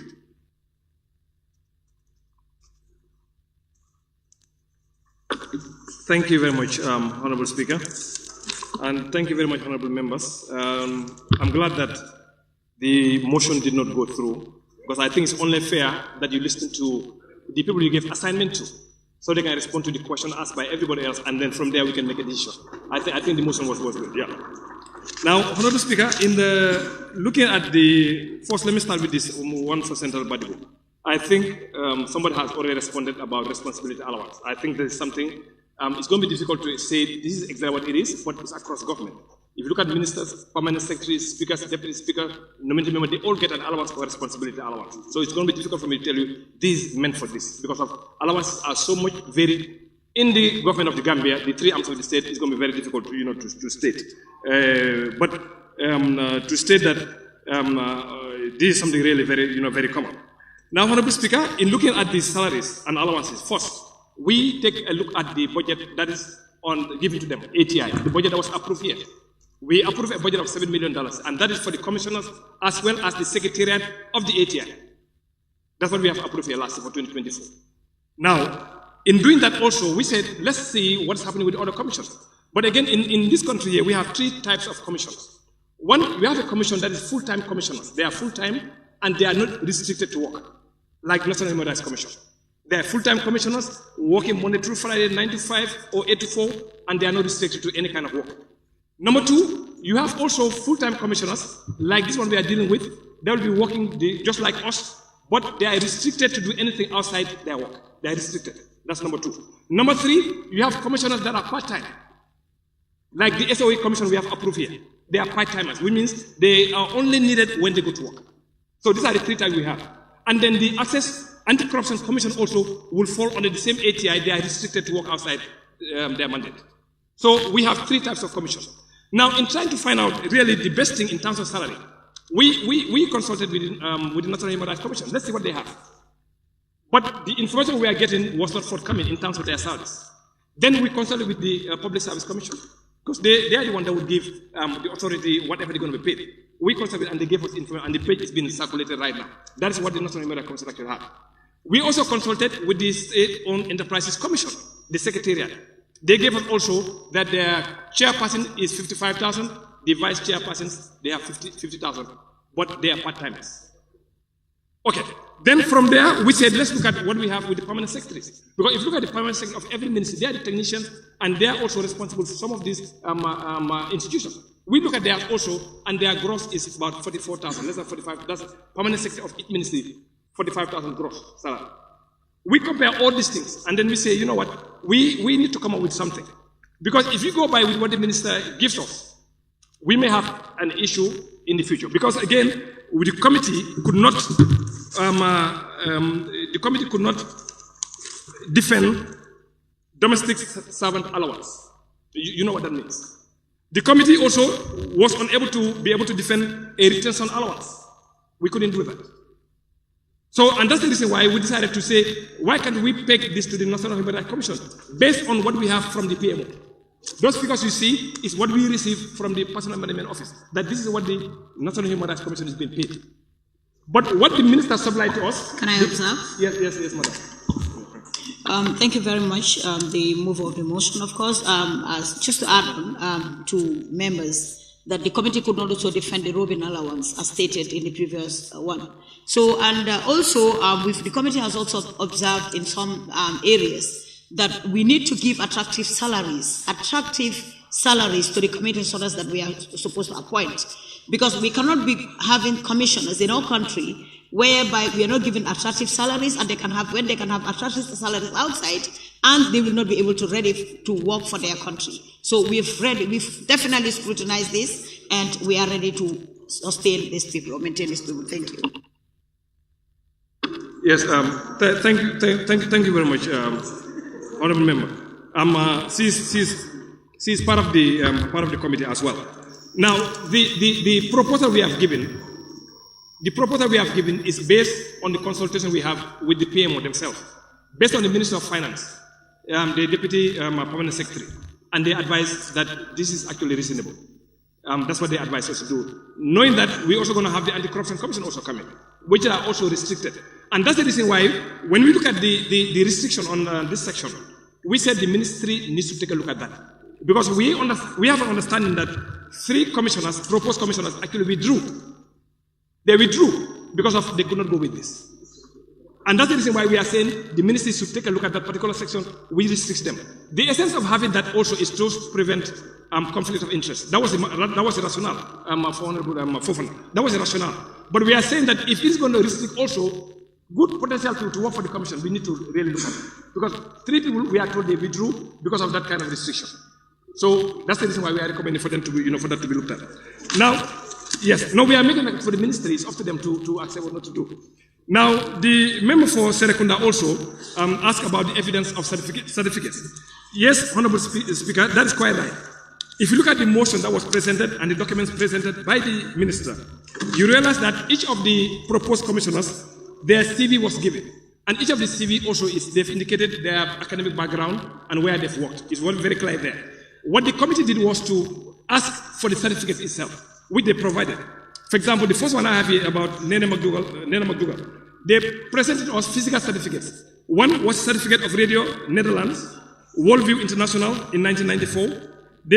She also gave us National Film and Television Institute in Accra in 1995. Radio Netherlands, again, another trade in 1996. Institute of Radio and Audiovisual in Egypt in 1980. National Film and Television Institute in Accra, 1995, Worldview International in Bangladesh, Federal Republic of Germany, Advanced Professional Training in 1997. They've provided all these certificates to us. Again, it's because of trust And because of the fact that we don't want to waste papers, that's why we said we're just not going to photocopy it. But we actually asked for these physical documents. They gave us, but we said maybe our members will trust us for verify and give. Otherwise, you may get 10 to 15 more pages. So it was based on trust, but we have the document. If you want, we can copy and give you. But it was based on trust, that's why we did not copy and give. If you go to the second commissioner, which is John's BSc in Economics and Sociology, the certificate was also presented to us. We verified, and it was presented to us. You move also, Mr. Babakar Cham, the certificate he has indicated that's English diploma, superior de journalism de communication. That one also he has provided for us. We have seen the physical copy of it. You move on to the other member, which is Ami. Same thing.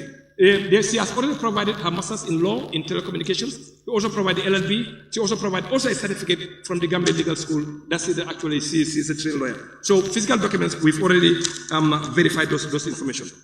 Now, the member for Nyamina Dankunku also, and the deputy speaker also is the same thing, like previous answer. The figures are based on what we have received from PMO, that this is the current salary of the National Human Rights Commission. That's what we base those figures on. Then, let's see. So I think, yes, Honorable Speaker, I think those are the few questions actually I had as far as the members are concerned. But one thing I must also make very clear, that the committee did not just pick any figure that they want. We made consultations with the Minister of Finance because we want to be sure that for sustainability. Because when you talk about salaries here, you know what's actually happening. People question, is this sustainable? And that's why we call them in. We also call the PS, the Personal Management Office also, to help us in the guidance in this area. We also call the Minister of Information, the Deputy Permanent Secretary. He was also there. And we also call the Secretariat of the State-Owned Enterprises Commission for guidance on what they have at their commission. Based on all those things, that's why we recommended it. Again, this is just a recommendation for you all. That's our recommendation. Now, the things are ours now. I'm going to point to order on you then. Yeah, exactly. Order. So, Honorable Speaker. Yes, Honorable Speaker. Also, I think somebody has also asked for the resignation of one of the commissioners. I mean, we have not even confirmed this commissioner, and you expect to get a resignation letter. We have not confirmed that yet. I don't know whether we have not asked for that because we know that without this confirmation, that person cannot be a commissioner. That's why we didn't ask. So, on that note, thank you very much. Thank you very much, Honorable Member for Upper Salu, for ably responding to members' concerns. Honorable members, I will now invite the Honorable Minister. Honorable, I will now invite the Honorable Minister to take the podium. You've listened to honorable members. You can better clarify their concerns.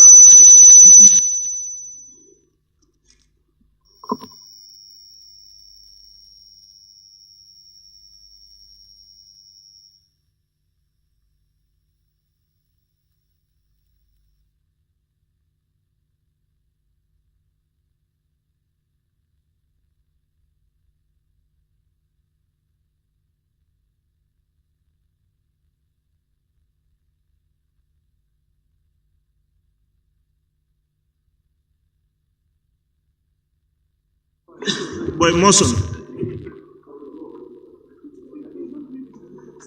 Let me read boy. Yes, Speaker. Moson.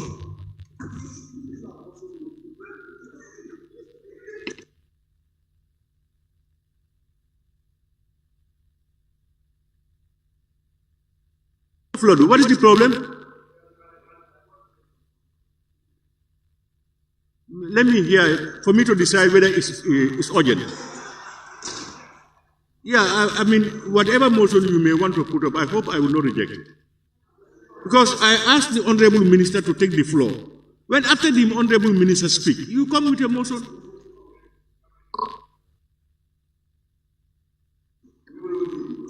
Thank you, Honorable Speaker. I'd like to first of all thank the committee for that very effective and professional work and swift also response to the motion we laid here about a week or so ago. Also to thank the entire assembly, the esteemed lawmakers for the very wonderful work you are doing. Coming to the first question raised by the honorable member of Central Badibu, about the qualification of the chairperson, that there are people who are better qualified than him. That is subjective. What we look at is the basics, that she is qualified. Now, each and everyone here, there is someone who's better qualified than you. Nobody can say I'm more qualified than other people. What we look at is the benchmark, that she's qualified. She's not disqualified. So what we look at, if she's qualified, obviously, whoever you bring there are people who are better qualified than that person. There was a very transparent, comprehensive process in place where we had the coalition, CSO coalition, the GPU, the media council. All stakeholders were involved in the process from the earliest stages, and they did a fantastic job at the vetting process, and they selected who they think, under those circumstances, was the right person to be the chair of the commission. This went to the president. The president also did due diligence and accepted the recommendation of the minister. So I think in that manner, for now, I think under the circumstances, Nene McDowell is the most suitable qualified personality to chair this very important commission. The other issue has to do with the, about, I think someone raised it, bringing our attention to 17, recommendation 17, that in section 46 of the Access to Information Act says that, which limits outside work. And I think this was very, very clearly put by the honorable member of Upper Salem, that there are three categories of commissions. Those that are on part-time, like the SOE commission. Those that are full-time commission but are not barred from doing outside work, like the National Human Rights Commission. And in this case, the ATI commission are restricted from engaging in outside work because of the very sensitive nature of their work. So therefore, they cannot do anything else. They just have to focus on their work because it's the ATI is a very, very sensitive work, and therefore they should not be seen and engaging in activities that could tantamount to a conflict of interest, thereby undermining their integrity and professionalism. So because of that, they cannot engage in any other work. So this will now determine how much they are paid, not only to maintain and retain existing commissioners, but also in the future be able to attract highly qualified, professional, ethical people to head and work in the commission. Otherwise, there will be a problem. Now, but there's an issue. The issue is that we've got two figures. The figures we have brought here earlier on, we got it from the National Human Rights Commission.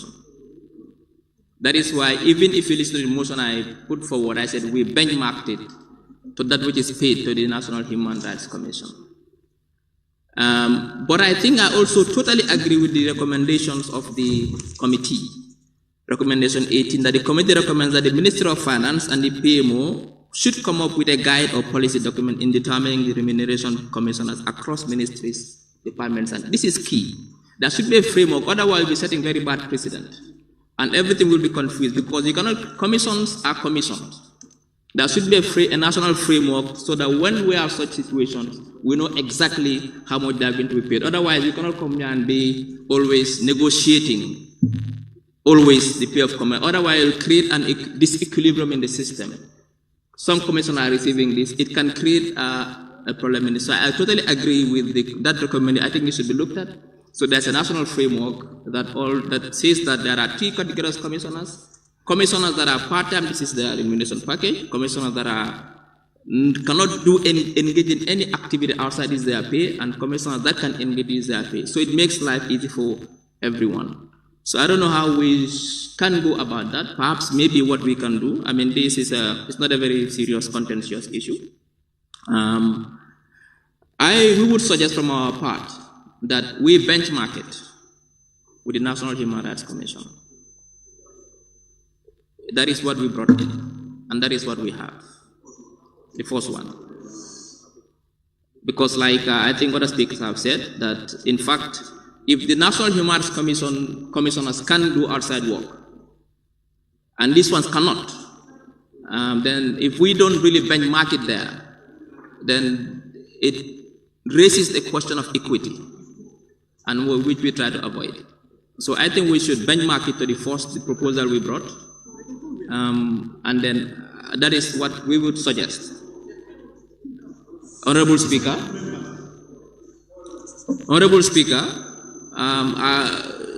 to ensure equity in the system and to ensure there is fair pay for fair work so that people get what they deserve.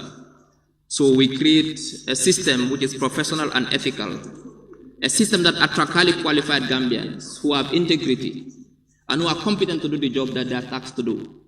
I think we need to now find a pay scale that commensurates with their work and their qualification and their competence. Thank you very much, Honorable Speaker. Honorable Chairman, the mover of the motion, did you benchmark with the National Human Rights Commission in your deliberations, you said? Yes, Honorable Speaker. That's exactly what we've circulated. This is a document given to us by the PMO. And no, I mean, have you got the remuneration scale of the National Human Rights Commission? Did they furnish you? Yes, this is the scale given to us by PMO, stating that this is for the National Human Rights Commission. That's what is given to us. Yeah. But what I don't understand is, if that is what you have provided, and the Honorable Minister is also saying that the same Human Rights Commission is what they benchmarked against. Now, and the two are different. Which is which? Okay. Yes, Honorable nominated. Yes, no, I can confirm. Yes, I can confirm. Okay. What I did is, when the Minister confirms that that is what was given to them by the National Human Rights Commission, I went to the approved budget of 2024 just now, just to make a comparison.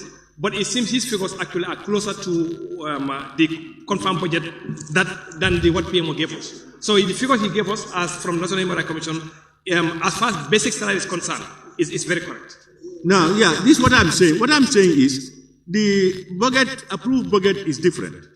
What is existing at the institutions as we speak now? You know, that's what is important. Because if I had you well, and if I had the Honorable Minister well, you had three types of commission. One, part-time. Two, full-time, but no limitations as to whether you work or you don't work. And three, full-time, but you are not allowed into any other game. These are the three. And if I had him well, he said the National Human Rights Commission is full-time, but you can do other things. This commission is full-time, but you are not allowed to do any other thing. I think these are the two that we have. If that is so, that's why I said, if we benchmark it against the National Human Rights Commission, that may be fair enough, but it may still be a disadvantage to them. Because they are not equal. But if you benchmark it against them, that's fair enough. But if you benchmark it lower than that, and yet still they are not going to work, then there will be an issue of equity. Honorable Deputy Speaker.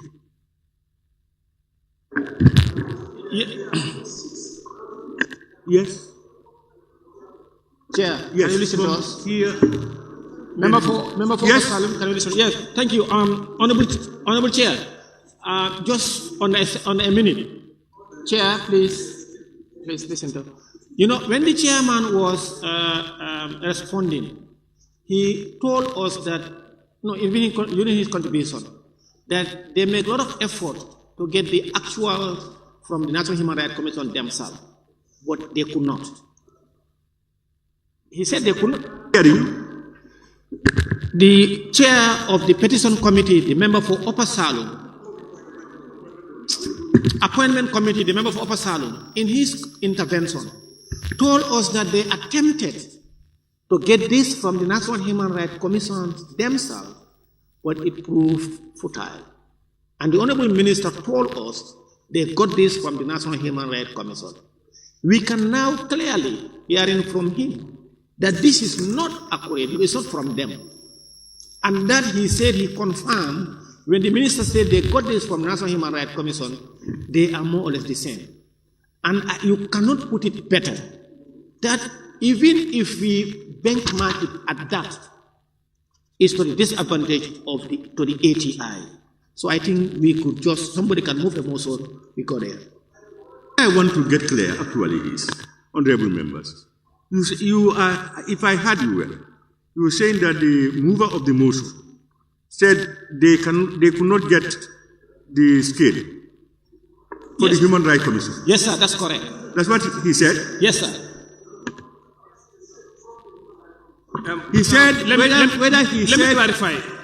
clarify. Yes, can you? Yes, I personally tried to get the information from the National Human Rights Commission, which we could not. And that's the reason why we resorted to PSC, the Public Service Commission, who actually has those confirmations, and they gave us this document. Why should the Human Rights Commission refuse a committee of the Assembly from delivering those documents? No, it was not officially done. It was not official because we are running out of time. It was not officially done. Yeah, Honorable Speaker. Brikama South. Honorable Speaker. I will come. Honorable Speaker, that is why. Honorable members, why I am allowing this, because from what has been said on the report, there are areas where most members agree on, and there are areas where there are disagreements. And now we clear the air so that by the time we vote, we will have agreed on something, then we will either vote it out because of one simple thing or vote it in because of one simple thing. We want a clean job to be done. Yes, Honorable Member for Brikama South. Thank you, Honorable Speaker. If you look at the methodology, as Part C, consultation with all the relevant stakeholders except the Human Rights Commission. And he made it emphatically clear that they were unable to get the remuneration from them.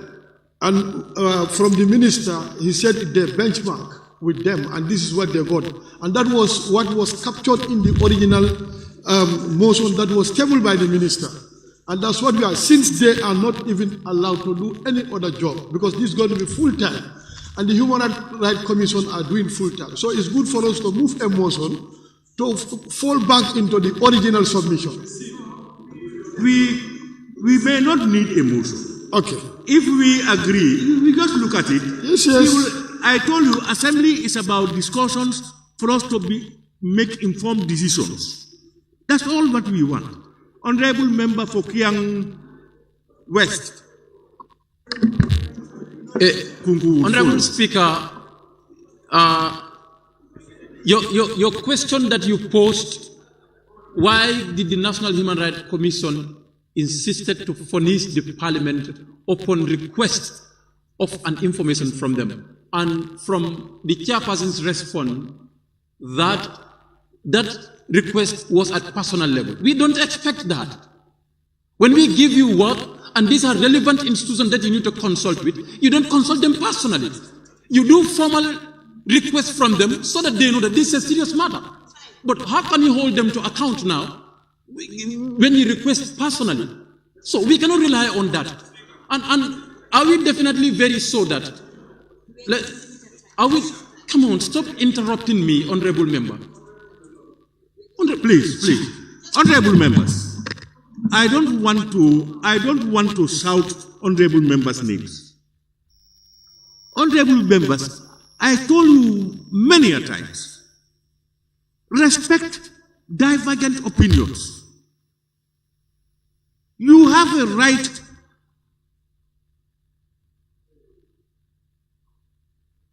not to agree to it.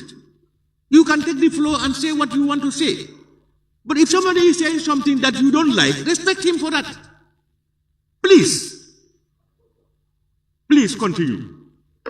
Honorable Speaker, my last one on this point is what the PMO supplied the committee with, the document that we have in circulation right now. I think it's a good document. What we could have done is to still confirm from what has been supplied by the minister, because it's one thing for the ministry to do their consultation and bring us what they have, but it's another thing for us to also do our part and do a confirmation and to make sure that we are giving right figures from the institutions whose budgets are appropriated in this parliament. Thank you very much. Are you saying, honorable member, that we benchmark against the Human Rights Commission? No, I'm not saying that, but now we don't have a correct benchmark from the Human Rights Commission. What the minister gave us is different from what the PMO supplied the committee with. These are two different information. Agree. Now, to get the correct information, now are you saying now we get the correct one and benchmark against the Human Rights Commission? Not against the Human Rights Commission, not against, but to have a correct figure. It's left to Parliament to benchmark exactly that. Huh? My point is for us to verify and have a correct information. That's what is my point. For us to have a correct information is either to benchmark exactly National Human Rights Commission or below that or above that. But for us to have a correct Honorable information Member is my for point. Nyamina Dankunku. Thank you, Honorable Speaker. I think if I had the mover, because we need to look at this salary scale correctly, and then the minister have told us they have definitely benchmarked with the National Human Rights Commission, then they came with their first schedule. And then when the mover was responding, he told us that their budget, it is 7 million, and that we are almost half of it. This year is already gone. We already have 7 months from this amount, which you know that is part in this year. Meaning, whatever salary the ministry whatever figure the ministry have, they can pay them before the end of the year. Then by the next cycle, we should reconsider their budget. And then I believe definitely we should definitely look at the issue of these commissioners and give them what the ministry supply us based on their benchmarking. Thank you. Lower Salum. Lower Salum, we have the honorable member for Woolly East, then the honorable nominated member, Keba. Honorable Speaker, thank you very much for giving me the floor. Honorable Speaker, the document that was given to us on these salary issues, I think we need to look at when these salary scales was given to human rights, because you know there is increment of salaries that has gone through these past years, the 30% and the allowance increased. They could have been the first salaries that was given to them, you know, as institutions, we don't upgrade our systems. They could be the old system that they have. But now, the mover also confirmed what the minister told us that, you know, on his response, he is very close to the original text that was given to us. Honorable Speaker, we don't need much argument on this issue. Let's go back to the original text, then we approve it and we go ahead. Honorable member for Woolly East. Yes, thank you, Honorable Speaker. Honorable Speaker, I listened to the minister, and he said that they benchmarked with the Human Rights Commission, but then the Human Rights Commission members can do additional work, while this other ATI cannot do additional work. Now, if we look at that, I believe what we should do is to look at a commission that cannot do another work, and then we benchmark it to that one and ensure that they are given fair play. I think that is the thing we should know, because if we bench it to the human rights that can do additional work, we are still not doing justice to the ATI commissioners. That's how I see it. Thank you. Do you know of any commission that falls in the same category with them? The anti-corruption body is not yet established. 61, I mean. No existing one. So, Honorable, as you said, you must be informed enough to take the final decision to move ahead. Honorable nominated member Keba Lamfufana. Honorable Speaker, I want to thank the mover of the motion for setting the record straight. I think it is one thing to present the report, but it is another thing to take ownership of it. because he equally informed the House when he realized that the figures they received from PMO were actually not the actuals as it stands when you talk about remunerations from the National Human Rights Commission. But my proposal will be for us to take ownership of their recommendation number 18. We shouldn't leave that to the Ministry of Finance and Personnel Management Office. Right now here we are doing confirmation and also determining the salaries of these commissions. As it stands now, we know how much the National Human Rights Commission is being paid. And we are establishing or confirming the one for the ATI Commission. And very soon the Anti-Corruption Commission will come. If you look at the operational framework of the Anti-Corruption Commission, it's similar to that of the ATI. So which means today, if we can work on a remuneration package for the ATI Commission, in essence, we'll be doing the one for the Anti-Corruption Commission as well. So what I'm trying to say here is, since we know the one for the National Human Rights Commission, and we know that the members of that commission are not restricted from being gainfully employed at other areas, and the Anti-Corruption Commission, by virtue of the provisions of Section 46, they are restricted from being gainfully employed anyway. We can raise the bar and set the standards so that all the three types of commissions now, whenever they come to Parliament, Parliament will have a formula that we will follow. In effect, we will be setting a precedence. But if we leave it to the ministry, they will do the job. But it will not, the timing would not be correlated. And we might come back to this plenary again, we'll be faced with the same dilemma. So, Honorable Speaker, in essence, what I'm trying to say is, I'm urging this Parliament to take ownership of recommendation 18 and not refer it to the ministry. We set the standards here, then we can dictate what the ministry and PMO will do. Thank you. Honorable, are you saying that so that can be removed from this from the act?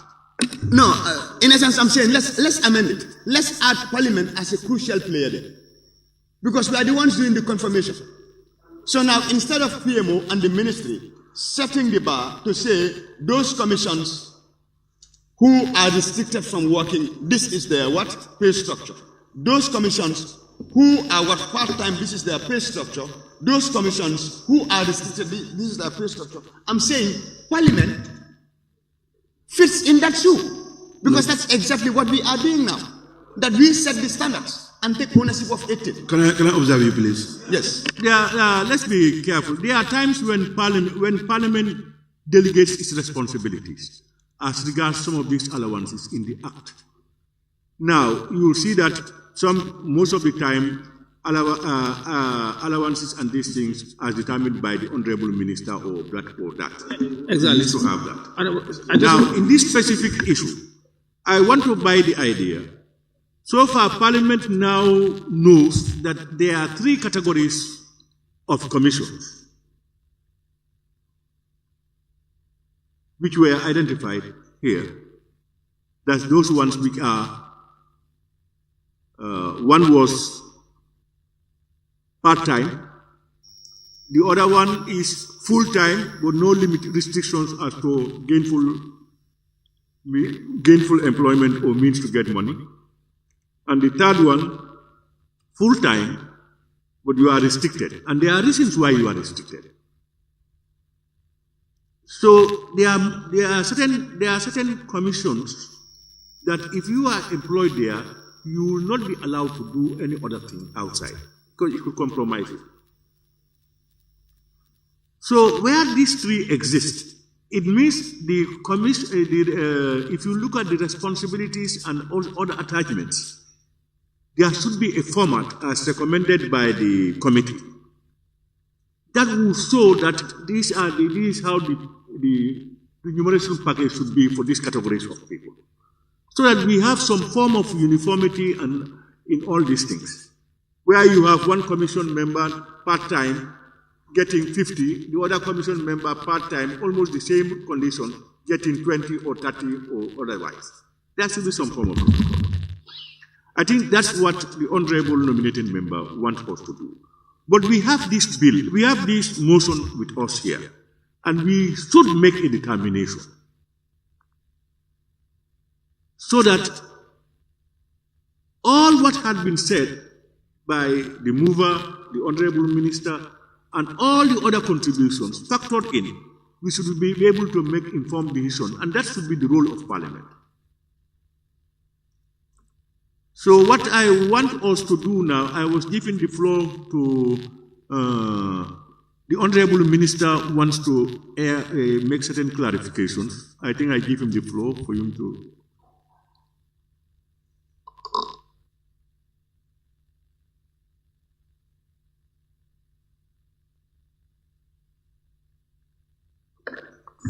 I just want to give additional information with regards to the ATI Commission. I'm pleased to inform you that the Personal Data Protection and Privacy Bill has been passed by Cabinet, and it will come to this August body very soon for approval. So there will be what they call the Personal Data Protection and Privacy Act very soon. This act also calls for a commission called the PDPP Commission, the Personal Data Privacy Protection Commission. To save cost, we want to consolidate these two commissions to make it one. It means that the current ATI will now do extra work. They'll be in charge of the ATI Commission and listen to the work of the PDPP Commission. So one commission doing two work. It means that when that happens, we'll have to come back and amend the ATI Act to cater for these changes. In light of these circumstances, but also the one we received from PSC, given to us by the chairperson, really, I'm not sure whether this is the right one. Because here it calls for a chairperson and a vice chairperson. The NHRC doesn't have a vice chairperson. This one is saying two commissioners. The ATI, the National Human Rights Commission, has about, let me check. No, it says chair, commissioner. That is, it has a vice chair. But with the payment scheme that we have here doesn't have it. But nonetheless, what I would plead with this August body is, in light of the circumstances and the arguments heard here, that we accept the motion moved by the ministry and supported and recommended by the committee, so we can have this case closed. Thank you.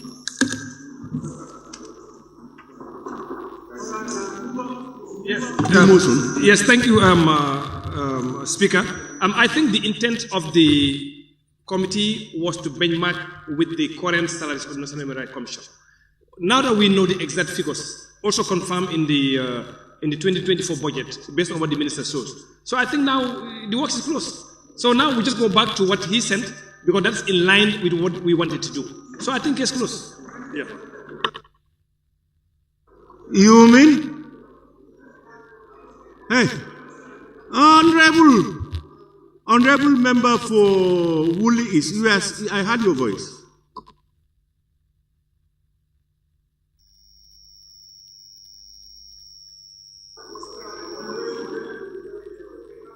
Oh, you don't want to say anything? All right, honorable members. Honorable member for Upper Salu. I never heard you well. You saying that it's closed. What is closed? The intent of the committee was to benchmark our recommendation for remuneration to be the same as the National Human Rights Commission. The figures we indicated here was figures given to us by PSC, which we have found out to be inaccurate. So now we are going back to what the minister gave us, which I can verify from the approved budget for the basic salary is the same. So I'm saying we go back with what the motion of the minister is as the new figures. Okay, yeah, I now understand. So another hand was up. Okay, honorable members, I think that we have come to the conclusion. Honorable members, let me thank members very well. What I want,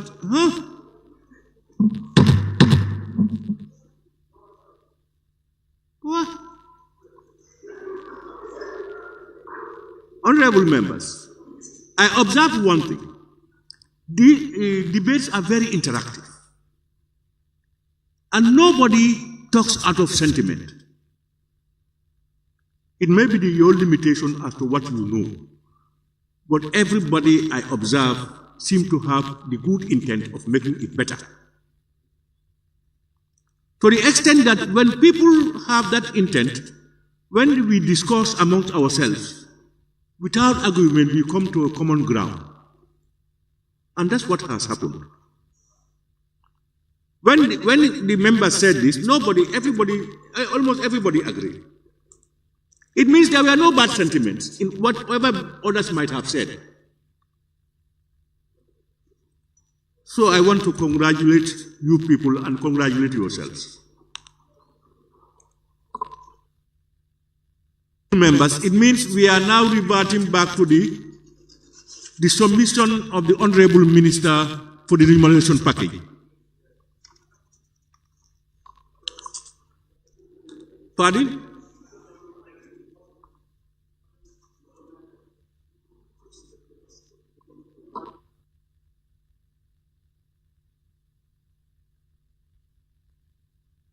Honorable members, when I'm putting the question, I will put it on the report with amendments, and that amendment means we revert to the original text.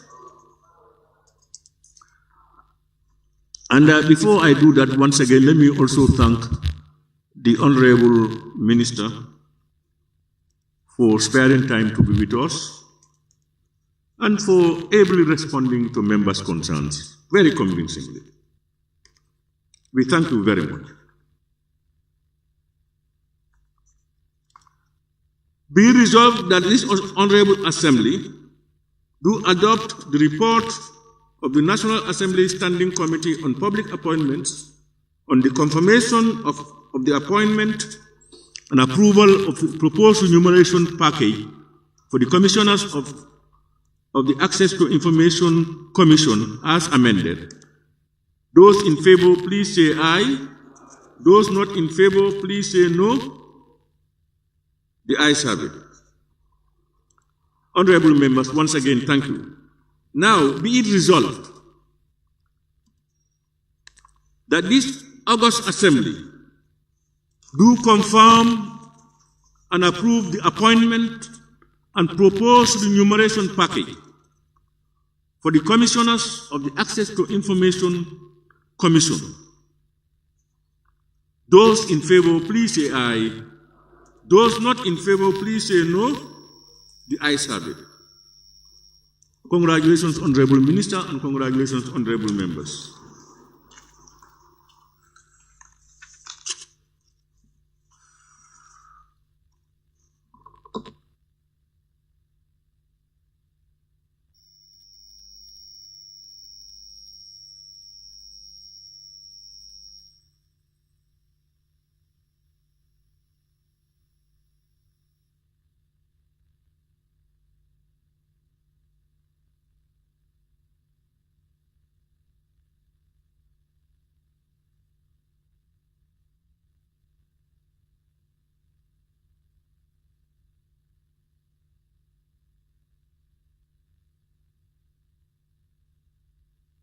Clerk, can we continue? Bills. Continuation of the consideration state of the Criminal Offences Bill 2020 by the Honorable Attorney General and Minister for Justice. Honorable members, you will recall that after the second reading stage, the bill automatically stood referred to the ABC. Thereafter, the ABCs scheduled the bill for consideration stage during the previous ordinary session in March, precisely on Monday, 11th March 2024.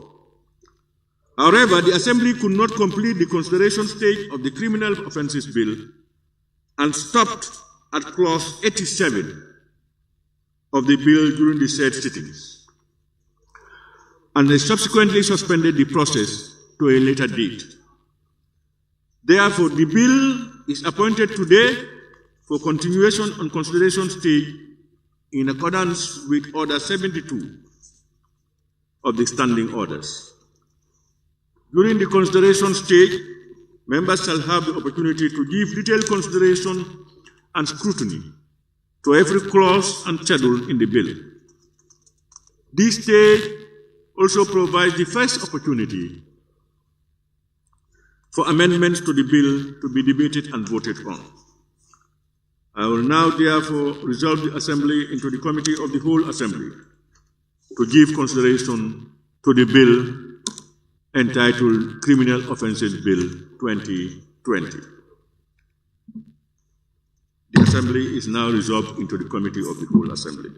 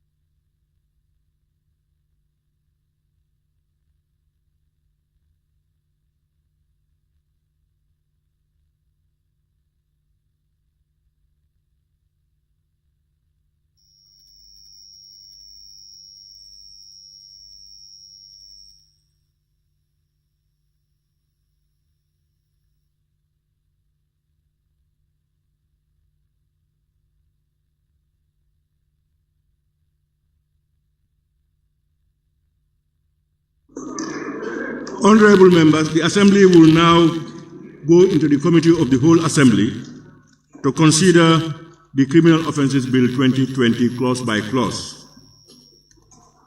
As usual, we will be guided by Order 72 of the Standing Orders during the consideration stage. We are going to clause 88. Are they?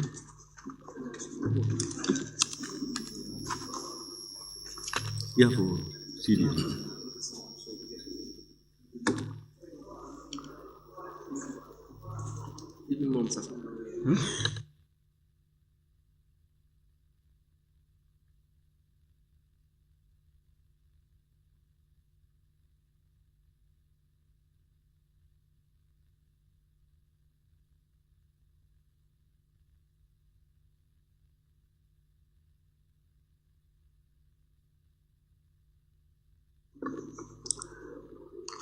Well, but not super direct.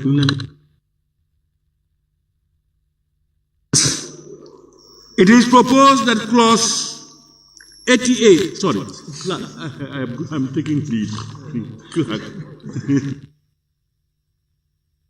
All right. Clause 88, perjury and subordination of perjury.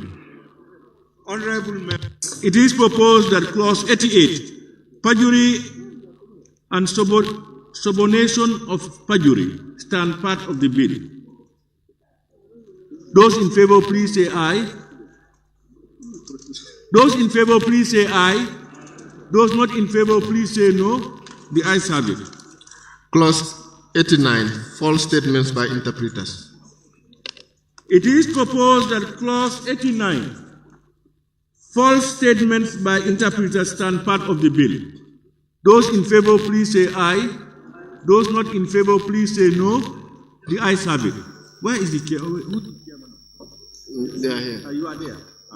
Okay. Clause 90, evidence on charge of perjury. It is proposed that clause 90, evidence on charge of perjury, stand part of the bill. Those in favor, please say aye. Those not in favor, please say no. The ayes have it. Clause 91, fabricating evidence. It is proposed that clause 91, fabricating evidence, stand part of the bill. Those in favor, please say aye. Those not in favor, please say no. The ayes have it. Clause 92, false swearing. It is proposed that clause 92, false swearing, stand part of the bill. Those in favor, please say aye. Those not in favor, please say no. The ayes have it. Clause 93, deceiving witnesses. It is proposed that clause 93, deceiving witnesses, stand part of the bill. Those in favor, please say aye. Those not in favor, please say no. The ayes have it. Clause 94, destroying evidence. It is proposed that clause 94, destroying evidence, stand part of the bill. Those in favor, please say aye. Those in favor, please say aye. Those not in favor, please say no. The ayes have it. It's too early, honorable members. Clause 95, conspiracy to defeat justice and interference with witnesses. It is proposed that clause 95, conspiracy to defeat justice and interference with witnesses, stand part of the bill. Those in favor, please say aye. Those not in favor, please say no. The ayes have it. Clause 96, compounding felonies. It is, yes, Chair, we have a recommendation here, but it's not very clear. But in 96, we said the word for should be inserted after the word ask. A person word asks, ASKS. So if you want to, that's what we are looking for, where it is exactly, but we cannot see. The word for should be inserted after the word ask in line 1. It's what you are saying. It's of the clause to make it read as a man who asks for. Yes, a person who asks for. Yes, that's how it should be. Receives or obtains. Yes. Or agrees. Sorry.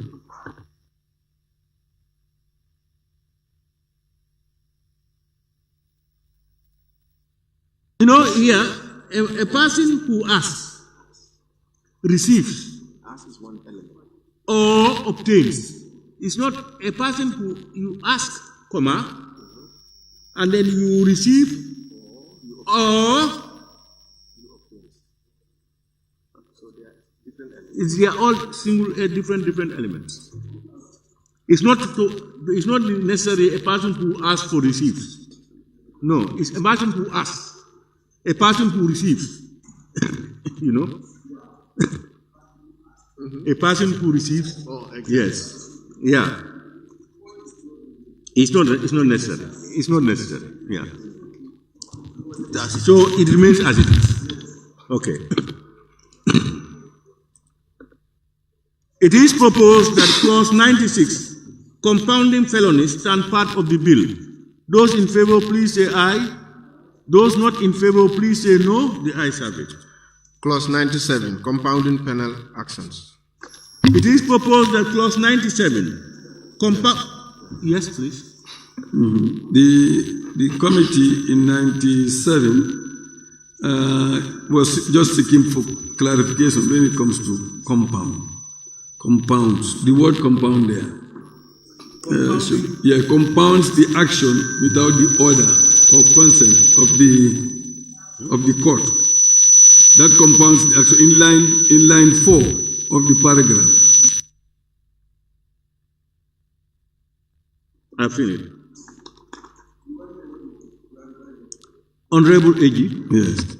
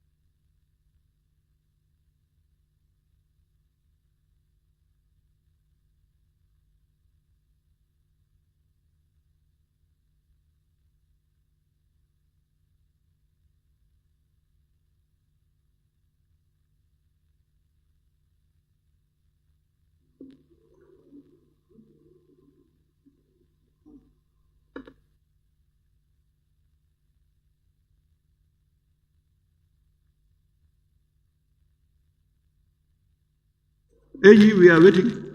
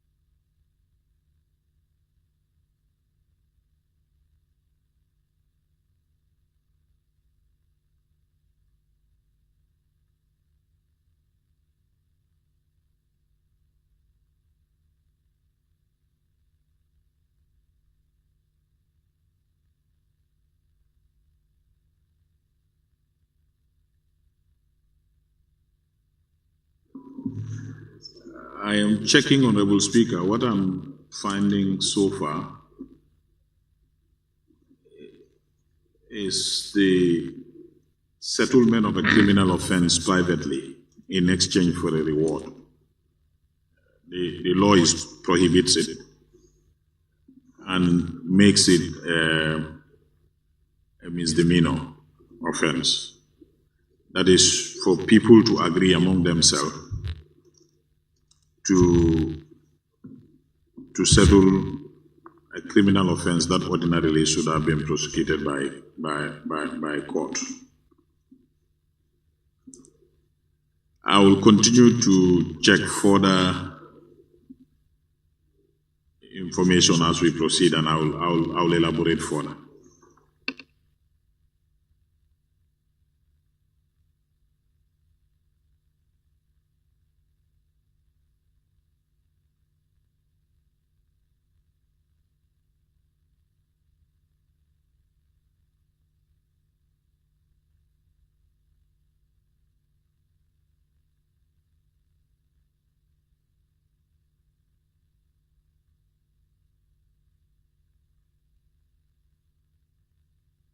Yes, the member for Opasalo.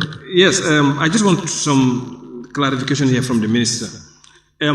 Somebody concealing felony, and then you are charged with misdemeanor, and I really cannot understand that, because felony is more serious than misdemeanor. So someone who tries to conceal it, then you are given a lesser charge than what you are trying to conceal. I'm not sure if you understand what I'm saying.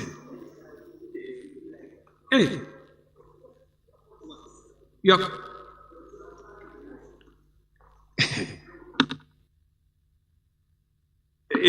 hope you heard me. I heard you, but the person is not going to be punished for the felony. He didn't commit the felony. So the arrangement that he is doing is the offense we are looking at here. That doesn't absolve the one that is accused of the felony. But that's not a deterrent.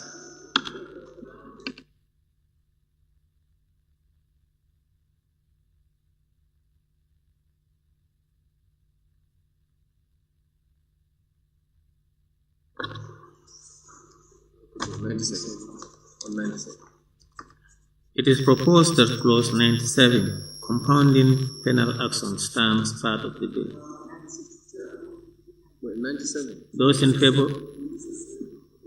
Will it be on record? The minister is saying he's still checking. It's not done. Oh, okay. So we can suspend and go. I think if we suspend it, then come back. I'm checking in the Nigerian Penal Code I think is a bit clearer there. They say a person who having brought or under the pretense of bringing an action against another person upon a penal act, law or statute in order to obtain from him a penalty for any offense committed or alleged to have been committed by him, compounds the action without the order or consent of the court in which the act is the same and is to be brought, is guilty of a misdemeanor and is liable of imprisonment for 1 year. That's how Nigerian Penal Code captured it. So the compounding here is the settlement of the matter without the consent of the court. Sorry? Yeah, but criminal, not civil matter. We are talking about, because this is the criminal offenses. Yes.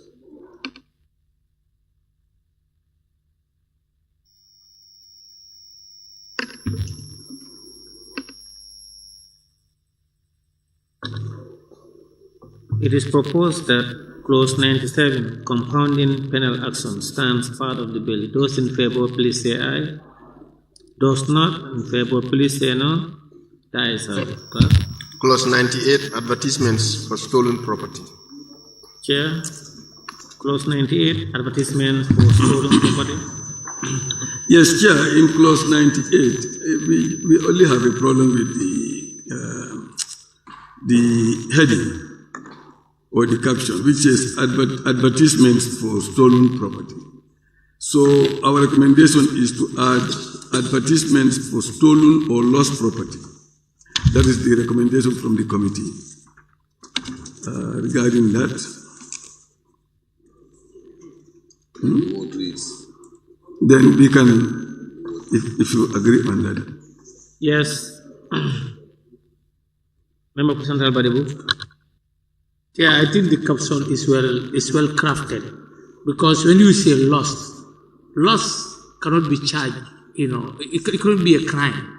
Here we are looking at the crimes, so you cannot put loss here, loss or stolen. So stolen is well crafted here.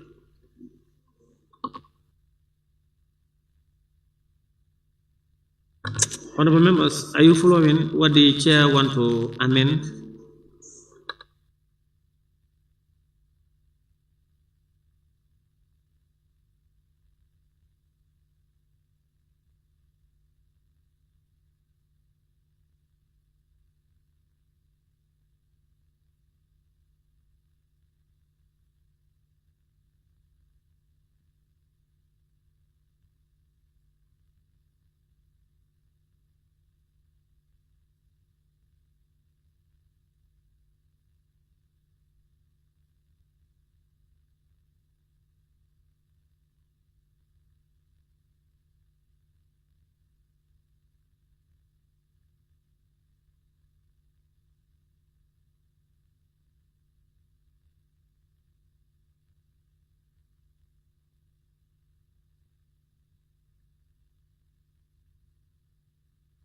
Honorable members, the proposal from the committee on 98, advertisement for stolen property.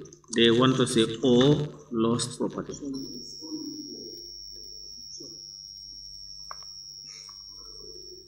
We only wanted to say stolen or instead of only stolen property. Stolen or lost property.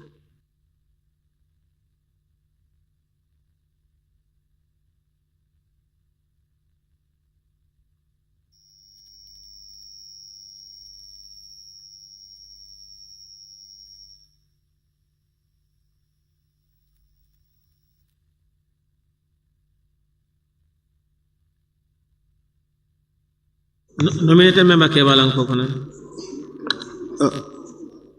Honorable Chair, my only problem with the proposal is how do we qualify lost as an offense? How do we qualify it? No, they are saying stolen or lost property. Now, the lost property, before knowing the circumstances surrounding it, how do you qualify it as an offense? That's just, yeah.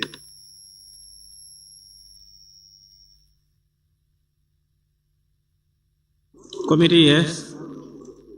Member Woolley is? Let's read it. It's saying a person who publicly offers a reward for the return of any property which has been stolen or lost, and in the offer makes use of any words purporting that no questions will be asked, or that the person producing such property will not be seized. B, publicly offers to return to a person who may have bought or advance money by way of loan on any stolen or lost property, the money so paid or advanced, or any other sum of money or reward for the return of such property, or prints or publishes any such offer, commits a misdemeanor. So that's how the loss is mentioned. That's how you want to capture the loss. So we want to capture the loss in the heading, so that people, when you look at the heading, you know that it's both about stolen and lost. Member for Fonya Bintang Karanai. Thank you, Chair. Whatever is stolen is lost. But then, not all lost things are stolen. And I want to agree with the nominated member, Keba Lamfofona. So if you put them together, then it becomes confusion. Stolen or lost. Now, if, for instance, we are to separate the clauses, then we can totally separate them and say the lost ones, for instance, you miss it. It's not stolen. But if you say stolen or lost, then it's going to be confusing in the clause. That's my submission. Central Badegu. Then, Chair, at the beginning, I did not read at the content, but if you look at the content, since we have loss in the content A and B, so the heading should factor A, or either we delete loss in the previous paragraphs. Yes. Yes. Wherever it appears. Yes, I agree with the committee, because there are two things here: something that is lost and something that is stolen. These are two different things. So if you look at the A and B, it actually shows that there are two things we're dealing with. So I think it's important that we have that on top: advertisement for lost or stolen property, so that they will tell you that this covers everything. I think the amendment the committee recommends is very good.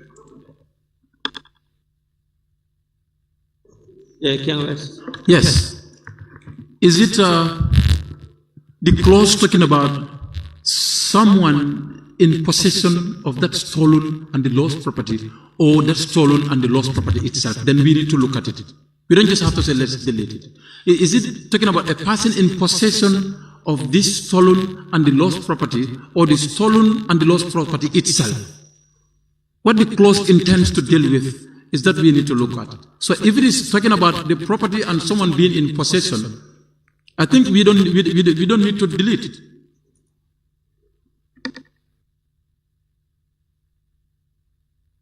Honorable AG. So yes, in A, the use of or lost is a concern because we have to look at the elements of the offense we are looking at here. The offense is a person who publicly offers a reward. But a reward for what? For the return of any property which has been stolen. I can understand that. But it's very common here for people to lose things and advertise openly that I've lost my bag. And if anybody found it, I have a handsome reward for you. So that's all lost. That is the problem, because it means we can no longer advertise publicly to say we will reward somebody who found a lost bag. So I would agree with the proposal that we remove lost. But yes, but we are trying to make an offense here which says a person who publicly offers a reward for the return of any property which has been stolen. Of course, the current text is saying stolen or lost. But that's not the only offense. The element of the offense is not complete. You must have offered a reward for a return of a property which has been stolen or lost. And so when you are constructing an offense and you have and, it means both have to be present for the offense to be committed. So not only offering the reward for the return of the stolen or lost property, but you must have made use of words in your advertisement to the effect that no questions will be asked, or the person producing the property will not be seized or questioned or arrested. You cannot do that. So you can say, okay, anybody who saw my property, if you return it, I have handsome reward for you, fine. But you cannot guarantee that person's freedom in your advertisement. Because in essence, you cannot offer the person immunity. If you understand what we are saying. Then for B, For B, a person, the offense is a person who publicly offers to return. In this case, the person who is in possession of the stolen or lost property. If he publicly offers to the person who is looking for the property. If you say a person who publicly offers to return a person who may have bought or advanced money by way of loan on any stolen or lost property, the money is so paid or advanced. So if somebody claims that, if you claim you've lost a mobile, and you make in your advertisement to say, publicly to say, I have lost my mobile, but anybody who bought the mobile, or you have made part payment towards the mobile, if you return the mobile to me, I will refund the money that you have paid for the mobile. You publicly offer to return to a person which person? That is the person who may have bought or made advance payment to a stolen property. In essence, it's trying to control people who steal from profiting from their crime. So we are discouraging you, if you lost your property, to say publicly, to say, I've lost my mobile, but anybody who bought the mobile, please bring it forward. I will refund the cost that you paid for it. That's not acceptable.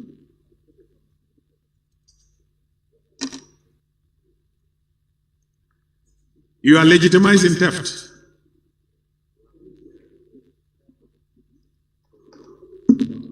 And how would you even know that? Because the person who steals it can even come back to you and say, I bought it and I bought it for this much. And then you give him the money and he give you back your mobile. For the loss aspect, if you lost your property, you can reward people. Is that Yes, acceptable? but you must not give these assurances. You must not say, I will refund you your purchase price. And you must not say that no questions will be asked. That's just what we are preventing.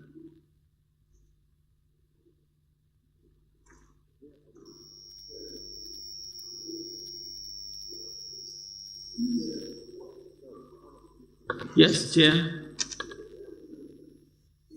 You are even more confused. The proposal we have is just about the caption for now. And as we go, we have other proposals. What proposal do you have for the caption? Just to include lost, stolen or lost property. Because the body is dealing with the two. That's we just want to capture the two in the. Yeah. That's all that we are asking. Yeah, because the text is covering both. Yeah, then when we go down. Yeah. Okay, the text also, you have something on the text. Okay, you are only concerned.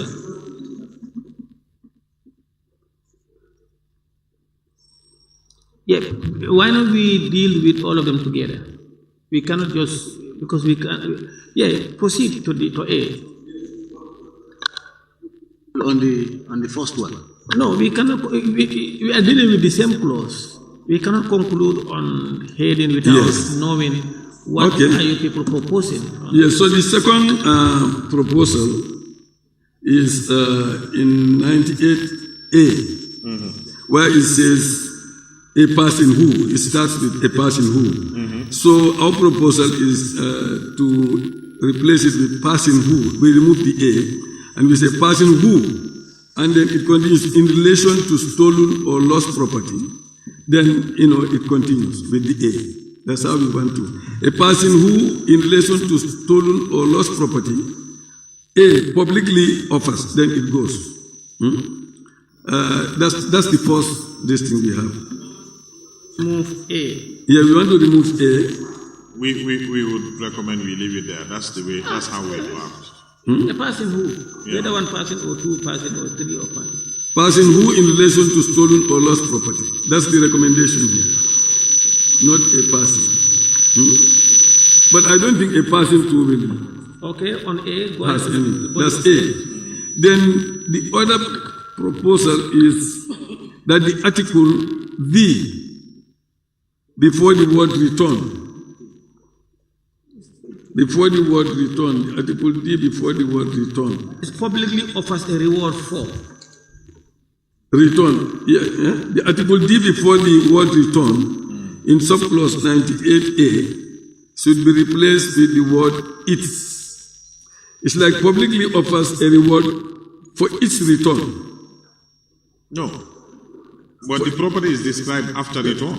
Yeah, but the property is return of any property. Of any property. I think the return of any property. Yeah. So okay. After the word return. Should be expunged. Should be expunged of any property which has been stolen or lost. That the article D before the word return. Wait, read it. Before the word return.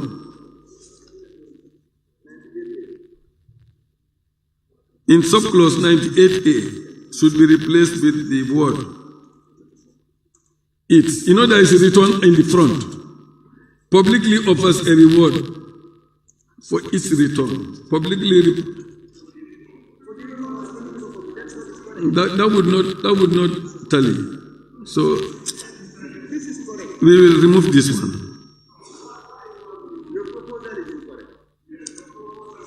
Which has been stolen or lost should be expunged. Return should be expunged of any property which has been stolen. No, Honorable Chair, the it does not tally in that district. But the third proposal, the words, the property, should be inserted after the word bought. Where is the word bought? How about this reporter? Writer. Where is the word bought? In taxi. At D. Yes. D. You know, it's a long time since this thing. Chair, are you... Chair, okay, Yeah. nominated member Kewalang Fofana. I cannot see what. 98. Honorable Chair. There's no D. I think there is no D. There is that thing they call the legal language. Can you please put off your mic, please? Sorry. Honorable Chair, I think we should be cognizant of the fact that the legal language differs from normal editing. This is not normal editing. So I think as lawmakers, what we should be concerned about is the context of the law. So the draftsmen can go and put in the legal pieces and have it the way they want. But I think our problem is we blend in two editors, senior editors together. So all the punctuation marks will come. Honorable Ulis, you will definitely allow us. Honorable Chair, I should respond to that. Honorable Chair, you know. But on a serious note, this one is not normal editing. Okay. So let's leave the draftsmen to do their job. Once we are okay with the context of the law, the rest they can put together. Please put off your mic. Do I do my submission again? What I'm trying to say here on a serious note is the legal language is for the draftsmen. Let them come with it. For us, what we need to concentrate on is the context of the law and our intent. Once we have that, the rest they will put it together. But if you want to sit here and correct every article D, it's every comma or full stop, at the end of the day, we will not finish it. Thank you. Member Fofoni Bintankarana. Thank you, Chair. I think I 100% agree with the nominated member for looking at a person like the honorable member for Woolly West is suggesting. Those are terms, and it have nothing to do with what we are looking for here. And if we want to listen to everything what he is saying, then we will not make progress. As much as we want to scrutinize, as much as we want the best, we cannot agree with all what he is telling us here, Chair.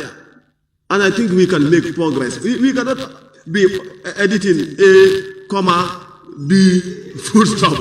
That becomes a challenge. Yes, Chair. Honorable Chair, in fact, that's why we have the Honorable Minister and his team. If they think what the committee is proposing is not a legal language or is okay as it is, that's why we have them here. Let them just interject and then we move. We just want progress. We are only giving what we thought is good. So, but always the Honorable Minister and the team can really guide us. Honorable Minister, yes. Chair, you have something else on B or A? Do you have more proposals? Yeah, you know, when we went to retreat, we had the Minister of Justice, we have their legal people with us. And then all these things were debated, and these are the recommendations that come. And they were acceptable recommendations. And we reported this in this House, and it was adopted. So when we are reporting, we have to report the way it is on our paper. It's left to the members to accept it or not accept it. But they cannot tell us not to report what we have. Because they are talking about grammar and words, but grammar and words is what makes up meanings.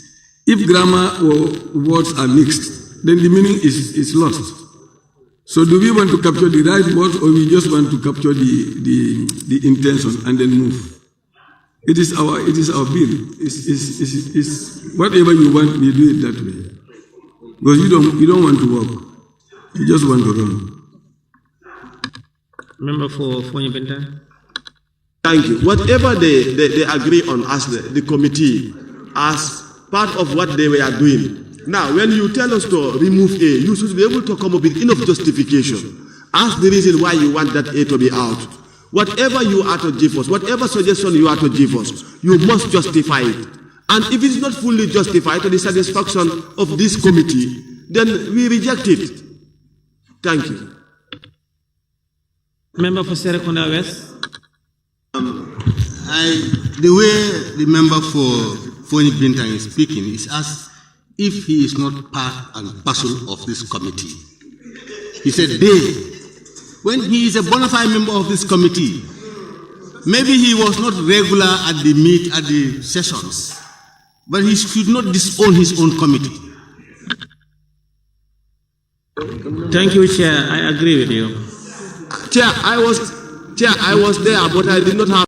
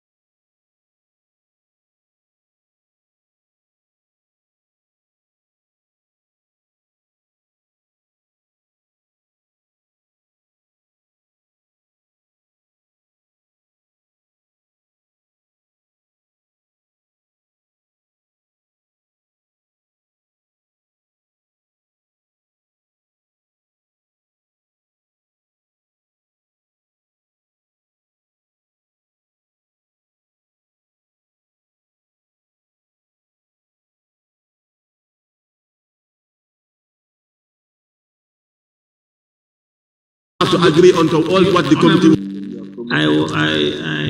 You on the same issue? Yes. Yes, Honorable Chair, to be on the same issue. I just want to seek clarity from the Honorable AG. The committee didn't give us any justification as to why they wanted loss to be expunged. So can you tell us what was the intent of having it in the law?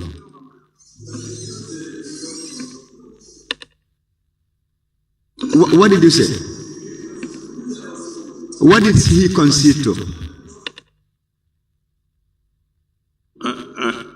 Yes, that's what he said. You want a loss to be removed. Yes. Moved. That's what AG said. Yeah, Okay, now let me get this clear. Chair, on A, you want to maintain all loss or you want to remove all loss? Okay. Okay, let's maintain loss and include loss in the title. I think that will make it easy. For stolen and lost property, the advertisement for stolen and lost property, the title, and we leave the rest of the clause intact. Yeah. AG, if you leave the word lost there, I've seen the point. you will also discourage people probably who found people's properties and they want to return it. It's two ways. You have to look at it. Chair, because already there is an authority responsible for that. Please don't use your mic. If you want to speak, member for Serekunda, raise your hand. No, don't you speak on your mic. Member for Serekunda, go ahead. I think what they are trying to discourage is people taking the law into their own hands. Who knows what will happen? It could be a trap or a bait. So the right place to report such things is to the police station. Thank you. I think the clause is as accurate as possible. A person who publicly offers a reward for the return of any property which has been stolen or lost. Sometimes the thing is not stolen, but is lost. And if it is found, you found my own property, and publicly you said, so I want to give you a reward. I think the clause is very, very fine. You know, in Sweden where I studied, there is what we call hit alone. When you find something, there is a percentage given to you. So this kind of loss is something that is existing in the world. Okay, now Serekunda, you are contradicting yourself. Because you said in Sweden, no, don't use your mic first when I finish. In Sweden, when you found a lost property or stolen whatever, you are automatically entitled to a percentage that is given to you. But here is discouraging. Even where the owner of the property want to voluntarily offer something. Because when you find something, at the very place you found it, you can go and return it. They will take all your details. Or you take it to the police station. They will take all your details. And when the owner comes, a percentage is attached. So that's how an organized society works. Thank you.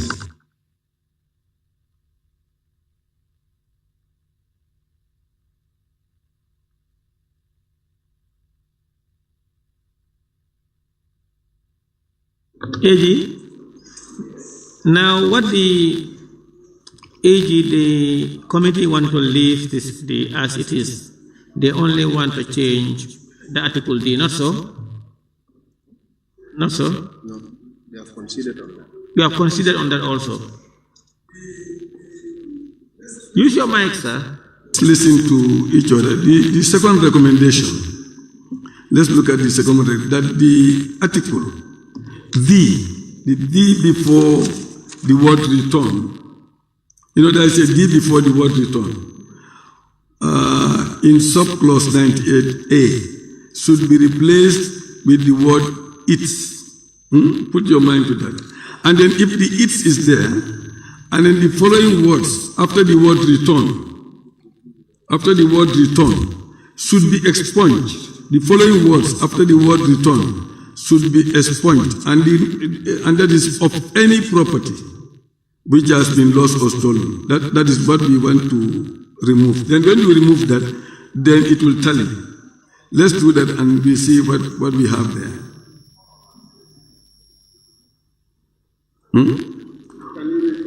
Should be the words after the word return should be expunged. Thank you, Chair. Yes. AJ, are you following? Chair, put your mic. So if you are following, yes. Sorry.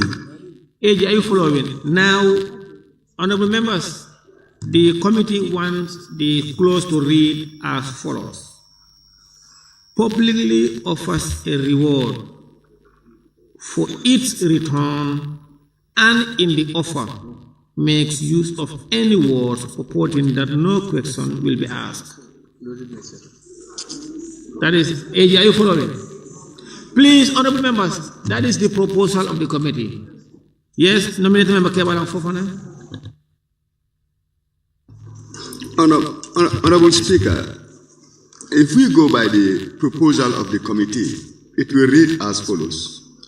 Publicly offer a reward for its return, and in the offer makes use of any word purporting that no questions will be asked, the rest follows. Which means, in effect, we will be deleting of any property which has been stolen or lost. And the word stolen or lost is very crucial. It is the nerve of this particular clause. It adds context to what the law is trying to deter, and gives intent to whatever we are doing here. And if you read the clause as it is now, which I will do with your permission, it states, publicly offers a reward for the return of any property which has been stolen or lost, and in the offer makes use of any words purporting that no questions will be asked and the rest follows. So my question to the committee is it that they want to be economical with words, or they have another intent in making the editing? If they can just help us with that.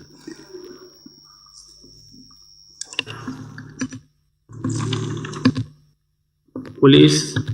No, Chair, you see, our problem is if you advertise that your thing is lost and you want to give reward, and then people bring the person who found the thing, brought it, and then you start asking more questions. It's like you are discouraging people from bringing the property. That is our major concern there. So however we can make it, that will be, however we can put it, to ensure that the person who is bringing the property is not being further punished for doing so, because that will discourage them from actually bringing things. Nominated member Kebalang Fofana. Chair, I think the chairman is contradictory, because currently you've proposed for the heading to be changed and for loss to be added. Now, if you read as follows, advertisement for stolen or what lost property. Altogether. So which means what you are saying now doesn't correlate with this. And what we are asking is, when you put it's there, the it's there, it's standing for either lost or stolen property, not so. That is what it is standing for. And that's what it interprets to. That's why I'm asking you, whether your proposal is based on the notion that you just want to be economical with words, or you have another intention. Because it doesn't have to do with stolen or lost. The heading is capturing that explicitly. Kiang West.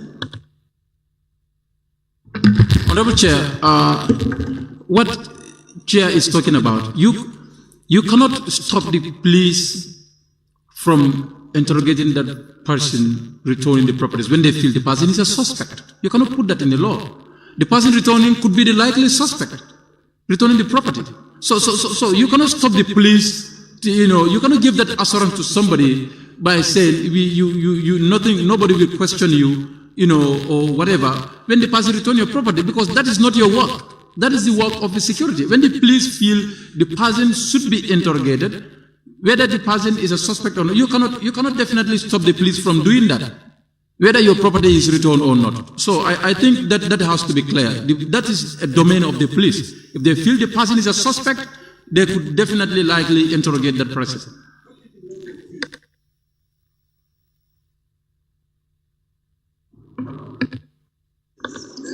I said from Kiang West to where? What? No, I want to give two, then you come. Okay, go ahead, sir. Okay, go ahead. Maybe that's what we should have done since then. Where we start publicly, we saying a person who publicly offers to return to a person who may have bought the property or advance money by way of loan on it, the money so paid or advance or reward for the return of such property, or that's how we want it to follow. Now, that's the recommendation. Chair, Every 5 minutes you are changing. Of course.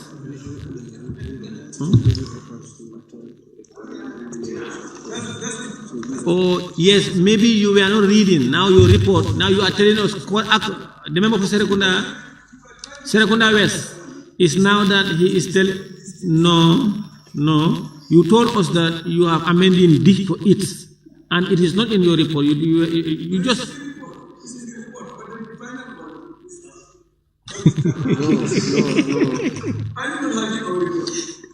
That's why I said it's now that you are giving us correct recommendation as per your report. Okay, now the new recommendation as per their report reads thus: publicly offers to return to a person who may have bought the property or advance money by way of loan or on it. The money so paid or advance or reward for the return of such property or... Minister, are you...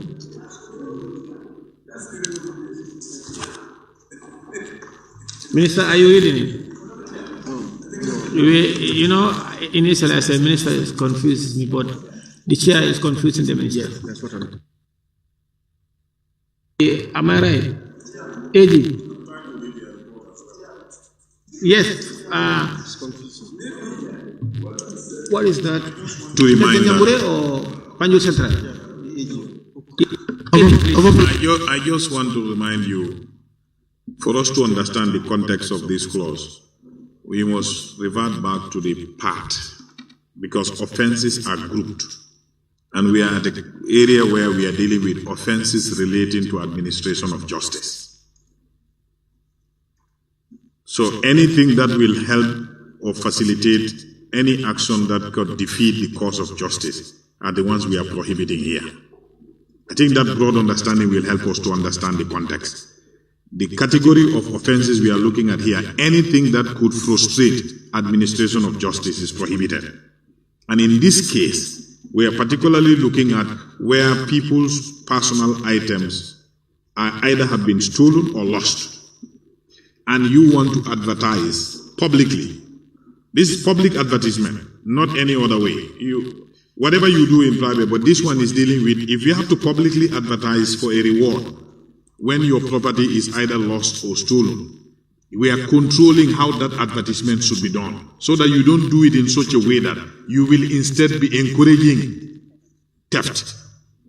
So it's your wording, how you're going to advertise, that is being controlled here. You cannot advertise, and in your advertisement, you offer to reward by way of refunding a purchase price of a stolen property, because stolen properties, you are not even allowed to buy it. Being in possession of stolen property with the knowledge that you knew that it was stolen itself is an offense. So you cannot reward people by saying, my iPhone is lost. Anybody who bought it, bring it to me, I will refund the purchase price. That will be wrong. We cannot allow you to do that publicly. If you want to do it in your own corner, privately, quietly, fine. But the public cannot allow you to do that in your advertisement. So these are the kind of things we are controlling here. So I think the clause is okay. Is the public advertisement of rewarding or publicly assuring the person that if you bring my goods to me, nothing will happen to you. You are not the prosecutor, you are not the police. So you cannot publicly promise immunity to the person.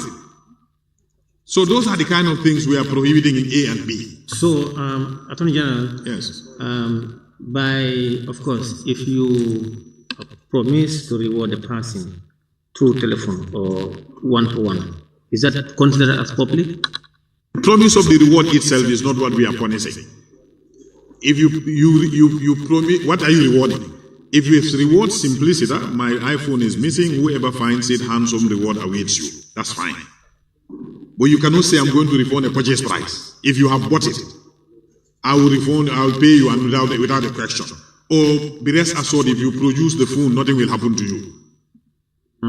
In short, you are also probably trying to control what would be gang or cartel of people who may turn to probably in an enterprise of trying to get paid ransom or whatever, or it can in the next, like other countries in the world. We know now, sometime now, they have legalized payment of ransom. So I think it's good. We are trying to regulate between your desire to recover your item, but without you also interfering with the justice system. Member for Upper Fuladu West. Yes, Chair, I think personally I have to concur with the Minister of Justice. I think this clause, we should just leave it like that. To me, it's very, very fine, because if you want to make any changes to this clause, mean we are trying to encourage stealing. That's my take. Chair? We want to see, as chair of the committee, we concede what you said. Let's proceed. Next.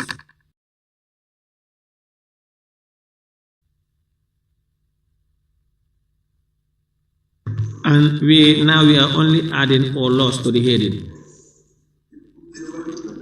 Attorney General? Okay, now, honorable members, we are only amending the heading 98, advertisement for stolen, and we insert all lost property. It is proposed that clause 98, advertisement for stolen or lost property, stands part of the bill. With amendment stands, as amended, stands part of the bill. Those in favor, please say aye. Those not in favor, please say no. That is it. Clause 99, offenses relating to judicial proceedings. Clause 99, offenses relating to judicial proceedings. Chair? Chair, if you look at it, yes, 98, 1A, a person who, within the premises in which any judicial proceeding is being had or taken, or within the precincts of the same, shows disrespect in speech or manner to or with reference to such proceeding, or any person before whom such proceeding is being had or taken, and commits an offense and is liable on conviction to imprisonment for 3 years. That's too much.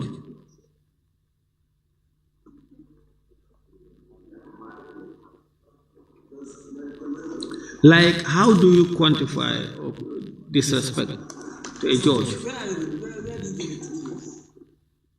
Last, because if proceeding, no, I'm a chair, I'm not.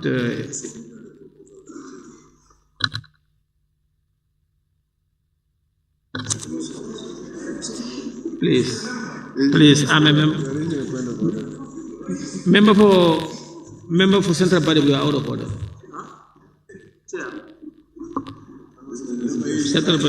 Yes. Chair, are you seeking clarification or you propose an amendment?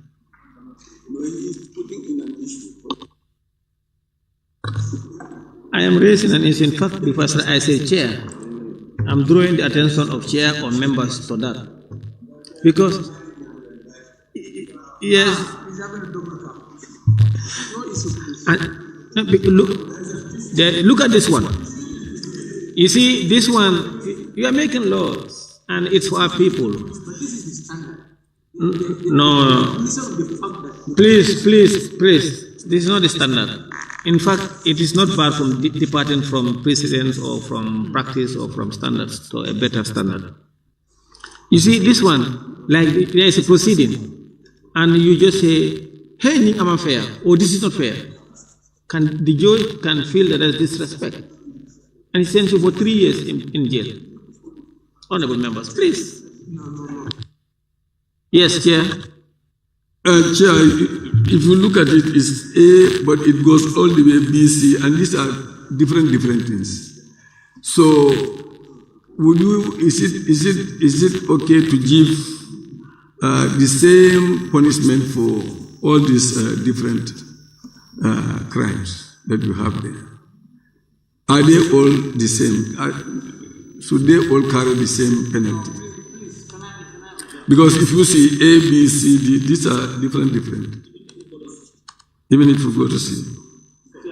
Causes an obstruction or disturbance in the course of any judicial proceedings, 3 years. Should that take 3 years? In your view?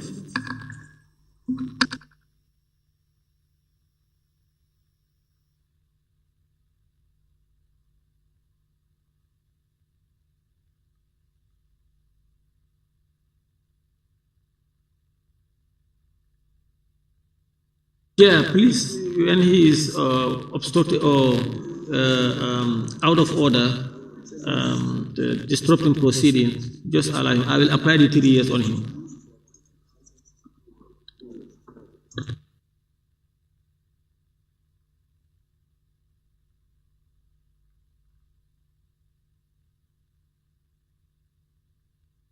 It looks like everybody is in now.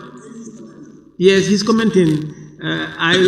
Quickly, maybe I can save the debate. In our current criminal code that we are implementing, the one that we have now, the punishment is 3 months instead of 3 years. That's section 106 of the criminal code, offenses relating to judicial proceedings. So if we want to increase it, because the criminal code is also a very old legislation, but the 3 years will be very high. Maybe we can between 6 months to 1 year. No, member for Central Body, we are out of order, please. This is not Sali Kenya. But this is not Sali Kenya, please. Bandaba, if you want to speak, I'll give you the floor. Now, honorable members, yes, I'll come to Flood West then to nominate Member Kebalang Fofana. You can even... Yes. No, No, he's already said what they have is 3 months. You can even, sometimes, it can be maximum 3 months. The judge can even reprimand you. Yeah, but not more than 3 months. Yes, Honorable Chair. Yes, Honorable Chair. To me, I think if we cannot maintain the 3 months, we can move it to 4 months. But 3 years is too much. I think we can stick to 3 months. Yes, thank you. Yes, I'm proposing for 3 months. The AG is making our very easy. He said it agrees with what they have currently now is 3 months. So do we still leave it at 3 months or what? That's so that we can move. Nomination Member Kebalang Fofana. I'm also the chair and the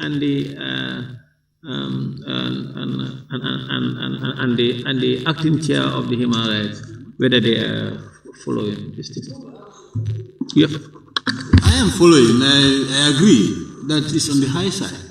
Nominated Member Kebalang Fofana, you have the floor. Honorable Chair, since the law already exists, my question to the AG is, what have we gathered along the way? Is the 3 months serving as a sufficient deterrent? And if at all they can give us instances where people have really committed offenses relating to what judicial proceedings? Member Busumbala, you have the floor. I'm actually part of the committee, and having seen this thing, I thought it is probably is a mistake, So I'm also proposing for it to be 6 months because we are making law for posterity, Members, I think maybe it's a typo. I think it should be 3 months. Member for Central Body, we have the floor. Go to 2. Let's read it together. Yes, notwithstanding anything in this or any other law contained where any of the offenses in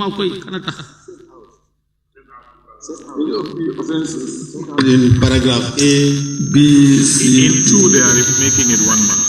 Yes, that one is 1 month. I was trying to say, I don't think they intended 3 years. They may have wanted to say 3 months. Yes. And typographically, they say 3 years. Yes. Because if you look at 2, they say 1 month. And in 3, He said this does not stop the court from citing you for contempt. Exactly. So what there they said 1 month.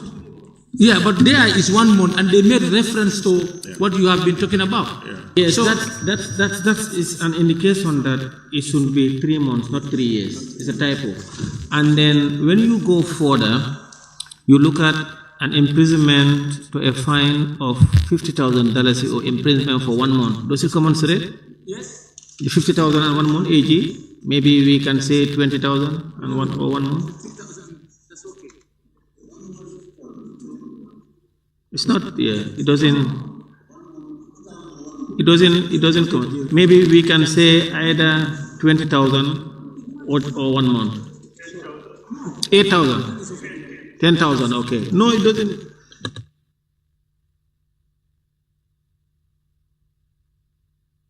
Proposal, can you write for 10 months, for 10,000? Now, Chair, I think the 3 years according to the AG is a typo, so it should be 3 months. So we amend it. 3 months. No. Yeah, the money 10,000. Yeah.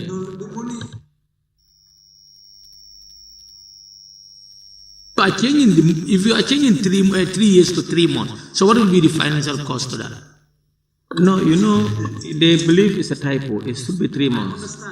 So now because of 3 months, 1 month 50,000 is on the high side. Maybe 1 month 10,000, 3 months or 30,000. 3 months is 60,000. No.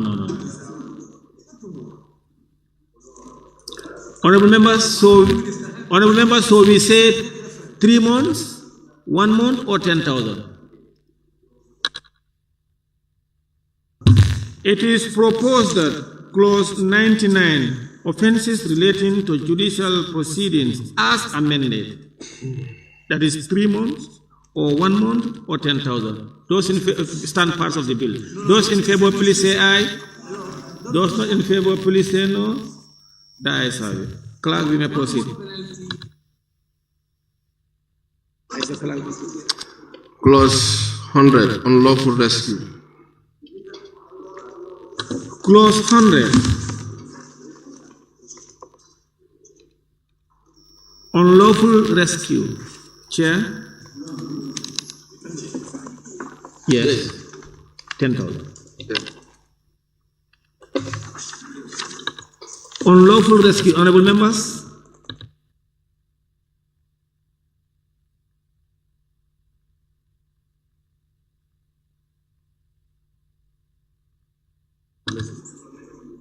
It is proposed that clause 100, unlawful rescue, stands part of the bill as it is. Those in favor, please say aye. Those not in favor, please say no. The ayes have it. Clause 101, escape from unlawful custody. Clause 101, escape from unlawful custody. Chair? No. Yes, I have a question. Yes, please. Yes, AG. For Ms. Dimino, what is the cost? Like, how many years or months the person should serve, and in an event that you cannot do, pay an amount, and what amount is usually charged? Yes.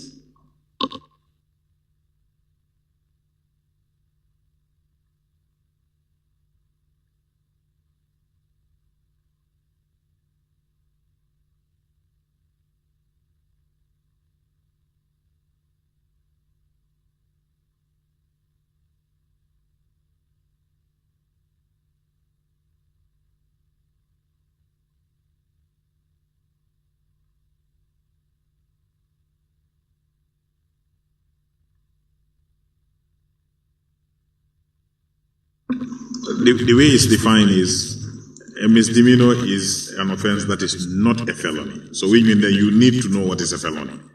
And a felony means an offense which is declared by law to be a felony, or if not declared to be a misdemeanor, is punishable without proof of previous conviction with life imprisonment or with imprisonment with hard labor for 3 years or more. So any offenses from 3 years above is a felony. So less than that is a misdemeanor. They are not defined in terms of the fine, but the sentence, the prison sentence.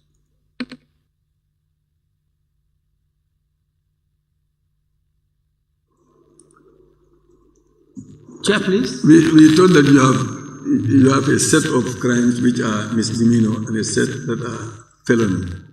So that it's easy to know which crime is felony, which one is misdemeanor. Capital crime. Imprisonment above. And anything not a felony is a misdemeanor.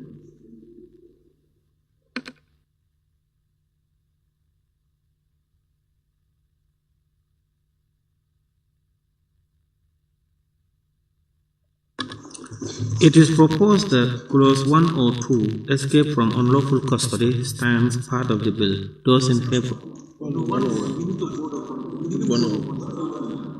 Yes. Yes.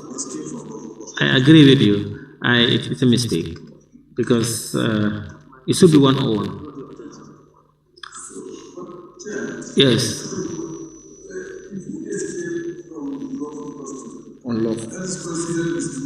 Yes. Now I'm asking, you consider that? No. AG, please, you have the floor. AG, you want to reply? I'm saying that's what the text of the law is saying. But it could attract up to 3 years, 2 years imprisonment, in addition to your term that you are already serving. Remember when we said law escape from prison, you are already in prison. So it could give you additional 1 or 2 years or 3 years. So. It is proposed that clause 1 But this custody could not only be prison, it could be also a police custody. Yeah. Escape from, I think it should be lawful custody we are observing, not unlawful custody. On 101, escape from unlawful, the heading. It should be lawful. It should be lawful custody. Yeah. It is proposed that, I'm not sure whether it's your computer or your phone. It is proposed that clause 101, escape from lawful custody as amended, stands part of the bill. Those in favor, please say aye. Those not in favor, please say no. The ayes have it. Clause 102, aiding prisoners to escape. Clause 102, aiding prisoners to escape. Chair? Yes, Chair, we have the same problem with that one. We said the punishment proposed herein should be reconsidered since the offense is a felony. Because they give the punishment is 3 years. So we were thinking that maybe 3 years is small. We could have increased that. But he's saying felony starts with 3 years, so maybe it's okay. It is proposed that clause 102, aiding prisoners to escape, stands part of the bill. Those in favor, please say aye. Those not in favor, please say no. The ayes have it. Clause 103, removal, etc., of property under lawful seizure. Clause 103, removal, etc., of property under lawful seizure. AAG, removal, etc., etc. What does it?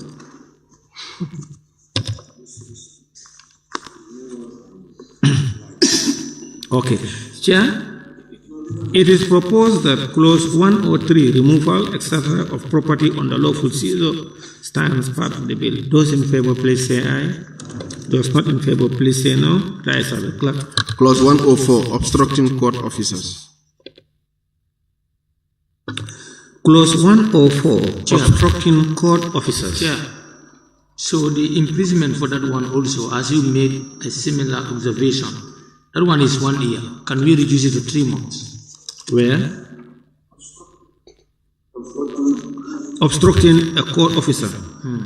Misdemeanor is liable on conviction to imprisonment for 1 year. Yeah.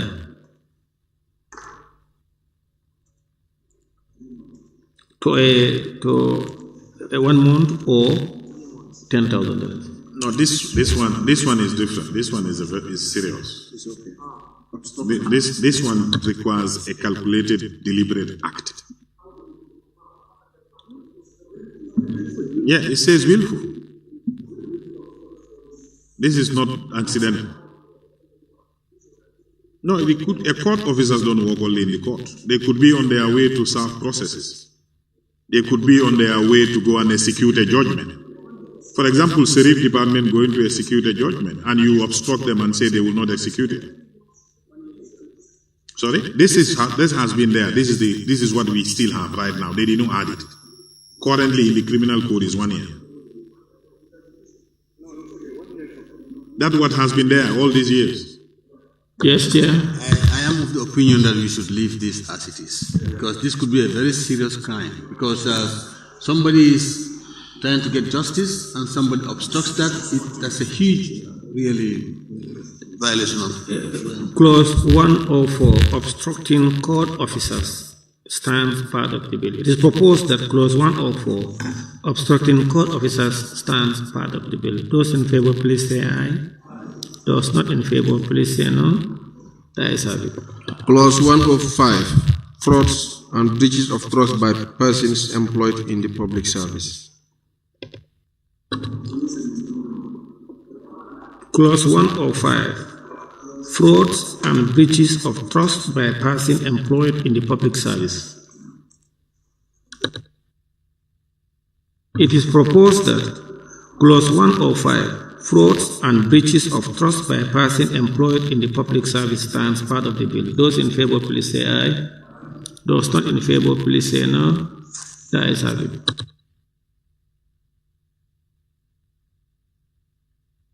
Sorry. Clause 106, neglect of official duty.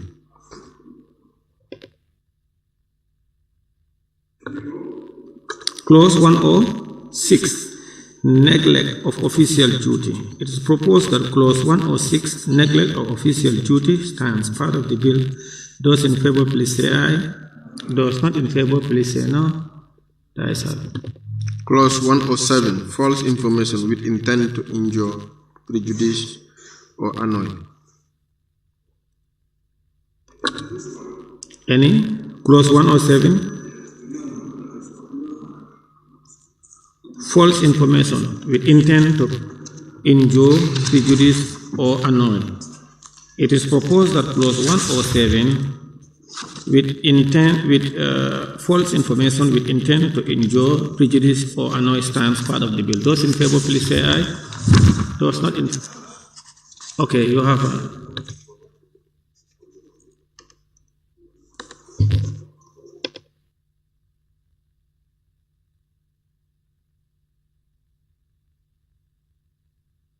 We have a proposal from Deputy Majority Leader and Member for Olyundum on clause 107. Insertion of a new clause on clause 107. And it 107B, and it reads B, 107A or 107B. Then 102 then. Should categorize. So maybe this 1 and 2, not the end. 107 1 and 2 will be a person who directs parental insult to President, Vice President, Speaker, Deputy Speaker, Minister, Member of the National Assembly, or any public officer, civil servant, or any other person in the exercise of his or her function shall be held liable on summary conviction of a fine not less than $10,000 and not more than $50,000 for a term of imprisonment of not less than 1 month and not more than 6 months, or both fine and imprisonment. No, Chair. Honorable, please, Honorable Member, you can. Chair. Yes? Yes. Chair, we are looking at criminal offenses, and I think this clause is better coined, drafted in a way that is served for its purpose. So in certain, the ones that you're talking about, they are catered in the other part of law. We have libel, we have slander, we have bargaining, anywhere, the law will not entertain insult. We all know that. So if you consider this group of people, what of the ordinary parents in the streets? Do you understand? Of course. Thank you. Please. Please. Just I'm addressing the parliament. So I'm saying we should not only categorize those at the echelon to craft a law for them. Law is for posterity. So please, this bill is well crafted in a way that we have some other laws that take care of that. No. Please. No, thank you. I will come to this Chair. Chair, you know down. He is not saying, and he said in the exercise of your duties. Yes? Yes, Chair, I think what he is saying should be able, as we go along, we will discover that it is catered to. But if you put it here... Nominal Member Kebalang Fofana, you have the floor. Then this one, majority leader, then we vote. No, my question is, Chair, can I proceed? My question is, if you say it's catered for in other parts of the law, I mean, give us the evidence. That's what we are making progressive laws. Are you together? At the end of the day, other parts of society also, we can come up with other laws to cater for them. But you cannot tell us in a vacuum that it is catered for somewhere and you don't give us reference. You know? So, Honorable Chair, I'm really in for that proposal. Thank you. Honorable members, we are voting. No, you can, Honorable. Honorable, you have to listen to people. You don't vote on this like that. It means you have a point. Chair, you need to hear people, Chair. Order. It is proposed that clause 1. We are looking at false information. We are not looking at insult. We are looking at false information. This is. I want to say that we have Attorney General in the chambers. We have had cases of people who insult the president and they are taken to court. So to say that it is catered for, I think is correct. But then the Attorney General can guide us if we have other laws that have taken care of that. But to insert in this offense, the Attorney General can chair the vote. No, Chair. Honorable Chair,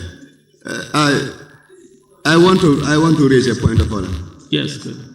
You know, I mean, since an instant is being cited of a case of people or individuals taken to court, asking clarity from the Attorney General in reference to that case, that is against our standing orders. I think the question is not well crafted. It's not well crafted. Anything the Attorney General says here might be used somewhere else and might be referenced to. Yes, Member Fufuni Binta. Chair, as we always say, when you come up with proposal, you need to give us the reason as to why the proposal. There, any law have a purpose. The reason and the justification should be enough. That is our suggestion, and that's what we told you when we were discussing here with Woodley West. Thank you. Honorable members, in accordance with the standing orders, he forwarded a proposal. And the member for Central Badu made his statement, order to make the argument, and now I will give him the floor, then you vote. This is under false information. We cannot bring this under this heading. Member for Opanyomi, you have the floor. Yes. Honorable Chair, I think it's important for the Attorney General to guide us without making reference to any case going to the court. But it is important that we hear from him. Thank you. Member for Lower Fulod West, Upper Fulod West. Yes, Honorable Chair, I think for me, I think I concur with this proposal because what is happening in this country, we are lawmakers and then we have to be very, very fair and then frank to our people. Hence, we are dealing with the criminal offences bill. I don't think it's going to be a crime for us to insert that particular clause in this bill, whereby whosoever is found wanting, let the person face the full fledged of the law. Thank you. Attorney General. I'm trying to look at the proposal, the wordings itself.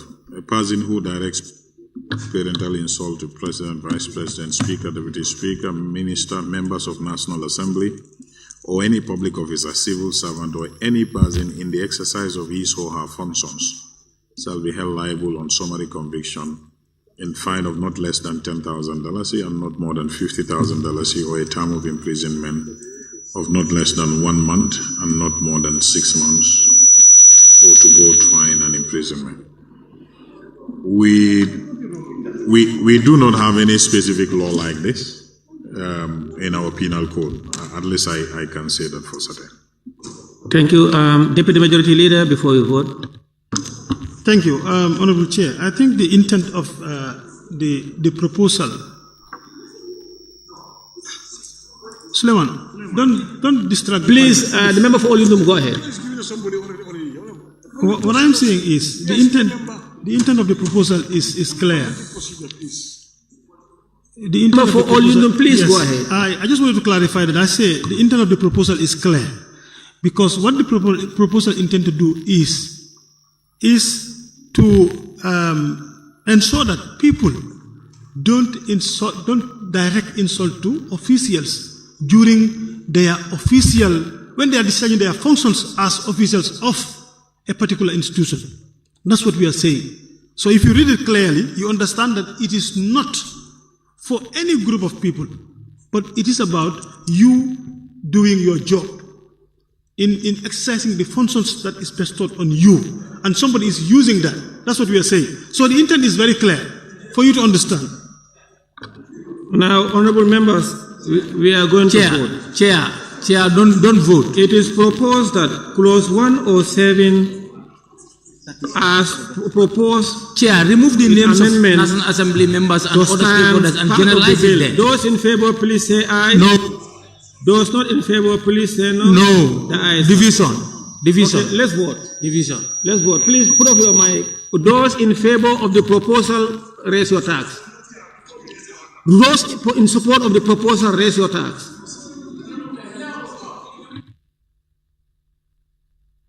Those in support of the proposal, raise your tax.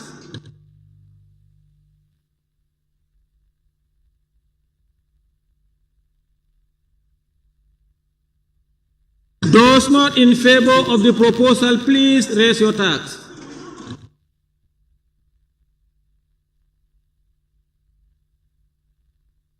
Those abstaining, please raise your tax. Clerk. Is that all?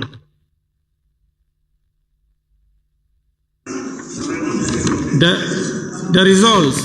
I want to say something. Can I say? The results is as follows. I vote 15, noes 9, abstention 0. It is carried. Thank you. Clerk, let's proceed. Clause 108, disobedience of statutory duty. Clause 108, Chair, disobedience of statutory duties. There is a suggestion that we've made. Yeah, what you have there is legislation at the last tail end. The first word, legislature. So there is suggestion that we change people know about the National Assembly. So we say National Assembly instead of legislature. Disobedience of statutory duty, where? Yes. The last line. Legislature. Yeah. Intention of the legislature. It should be legislature. So it's the intention of the National Assembly. So I don't know. That's the suggestion anyway. Yeah, the problem with that is the name of National Assembly could change, because we used to call it Parliament. It's National Assembly. It could go back to Parliament. But the function of legislative function doesn't change. Whether you call it Parliament or National Assembly, you are still you have a legislature. So that doesn't change. Probably that's the reason why we chose legislature. Yeah. It is proposed that clause 108, disobedience of statutory duty, stands part of the bill. Those in favor, please say aye. Those not in favor, please say no. The ayes have it. Clause 109, disobedience of lawful orders. Clause 109, yes, Chairman Amendra. Chair, these things are very difficult sometimes. He said the word in line 3.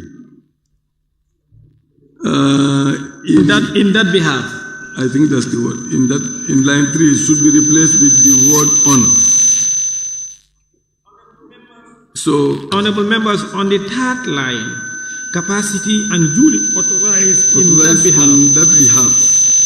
They are proposing to be on that behalf. Sorry. AG? 109, yes. Clause 109, disobedience of lawful orders, line 3. Capacity and duly authorized in. They want to change the word from in to on.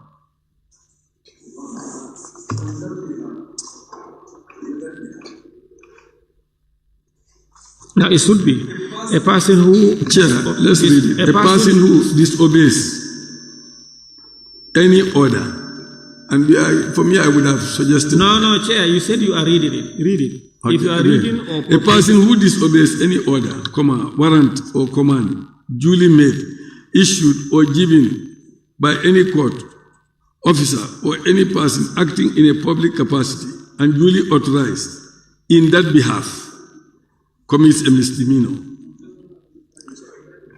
In that behalf, on that behalf. Attorney General? Attorney General, please. But I believe it is correct the way it is drafted. Sometimes we don't draft from the purely grammatical. Yes, so. According to the Attorney General, it's correct in that behalf. It is correct. It's correct. Yes.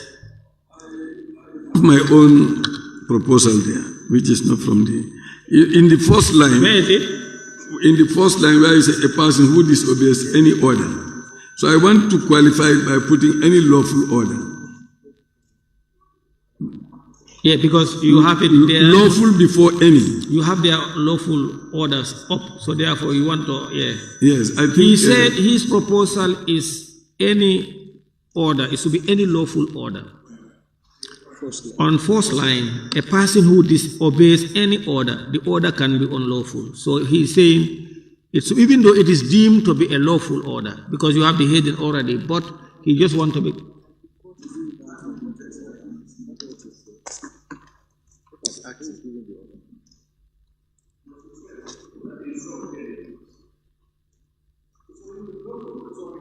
Okay, it's classic. We are talking about court order here, not order officers giving orders. Here is a court order that they are referring to. Yes. Yeah. So it The is. issue of lawful and It is unlawful deemed doesn't that come. courts give lawful orders. If you are not satisfied, you proceed to the next level. Well, but even you don't want to exercise. Even if a court gives an order that on the face of it looks unlawful, you just have to appeal it. You cannot disobey it. Go to the next level. That's why there are procedures of you can ask for stay of executing that order while you appeal. Yeah. Yes. Just like when the speaker gives orders. If you are not satisfied, you have a way of challenging the decision of the speaker, but you cannot call it unlawful decision. It is proposed that clause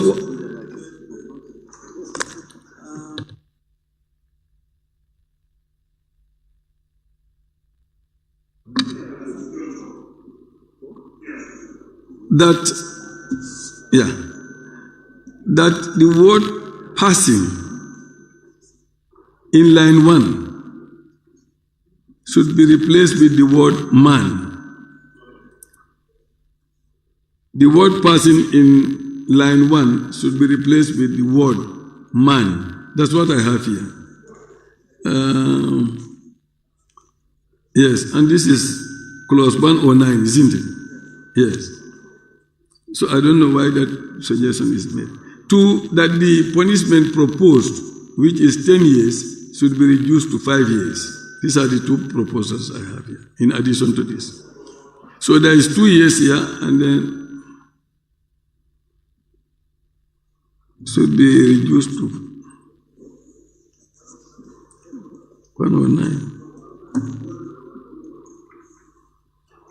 Person who disobeys any order. I don't know why they choose. I'm sorry.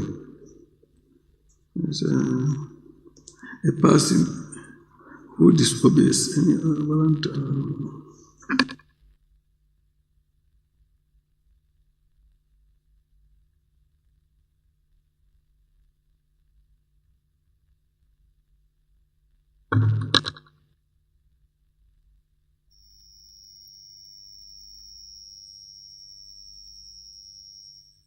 Yes, where's your proposal?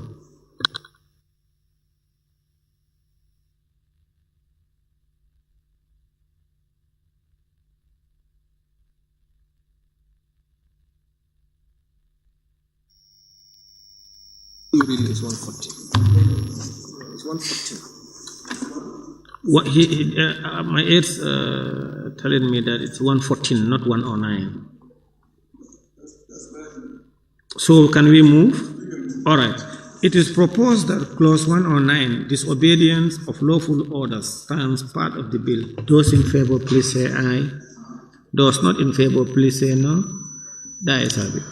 Clause 110, insult to religion of any class. I just want to raise that at this juncture is the best time for one to go and pray and have lunch, because we are at a very good point to have. Yes. You know, there was a ruling by the speaker that once a member raises the issue of prayer, he will adjourn. So the House resumed.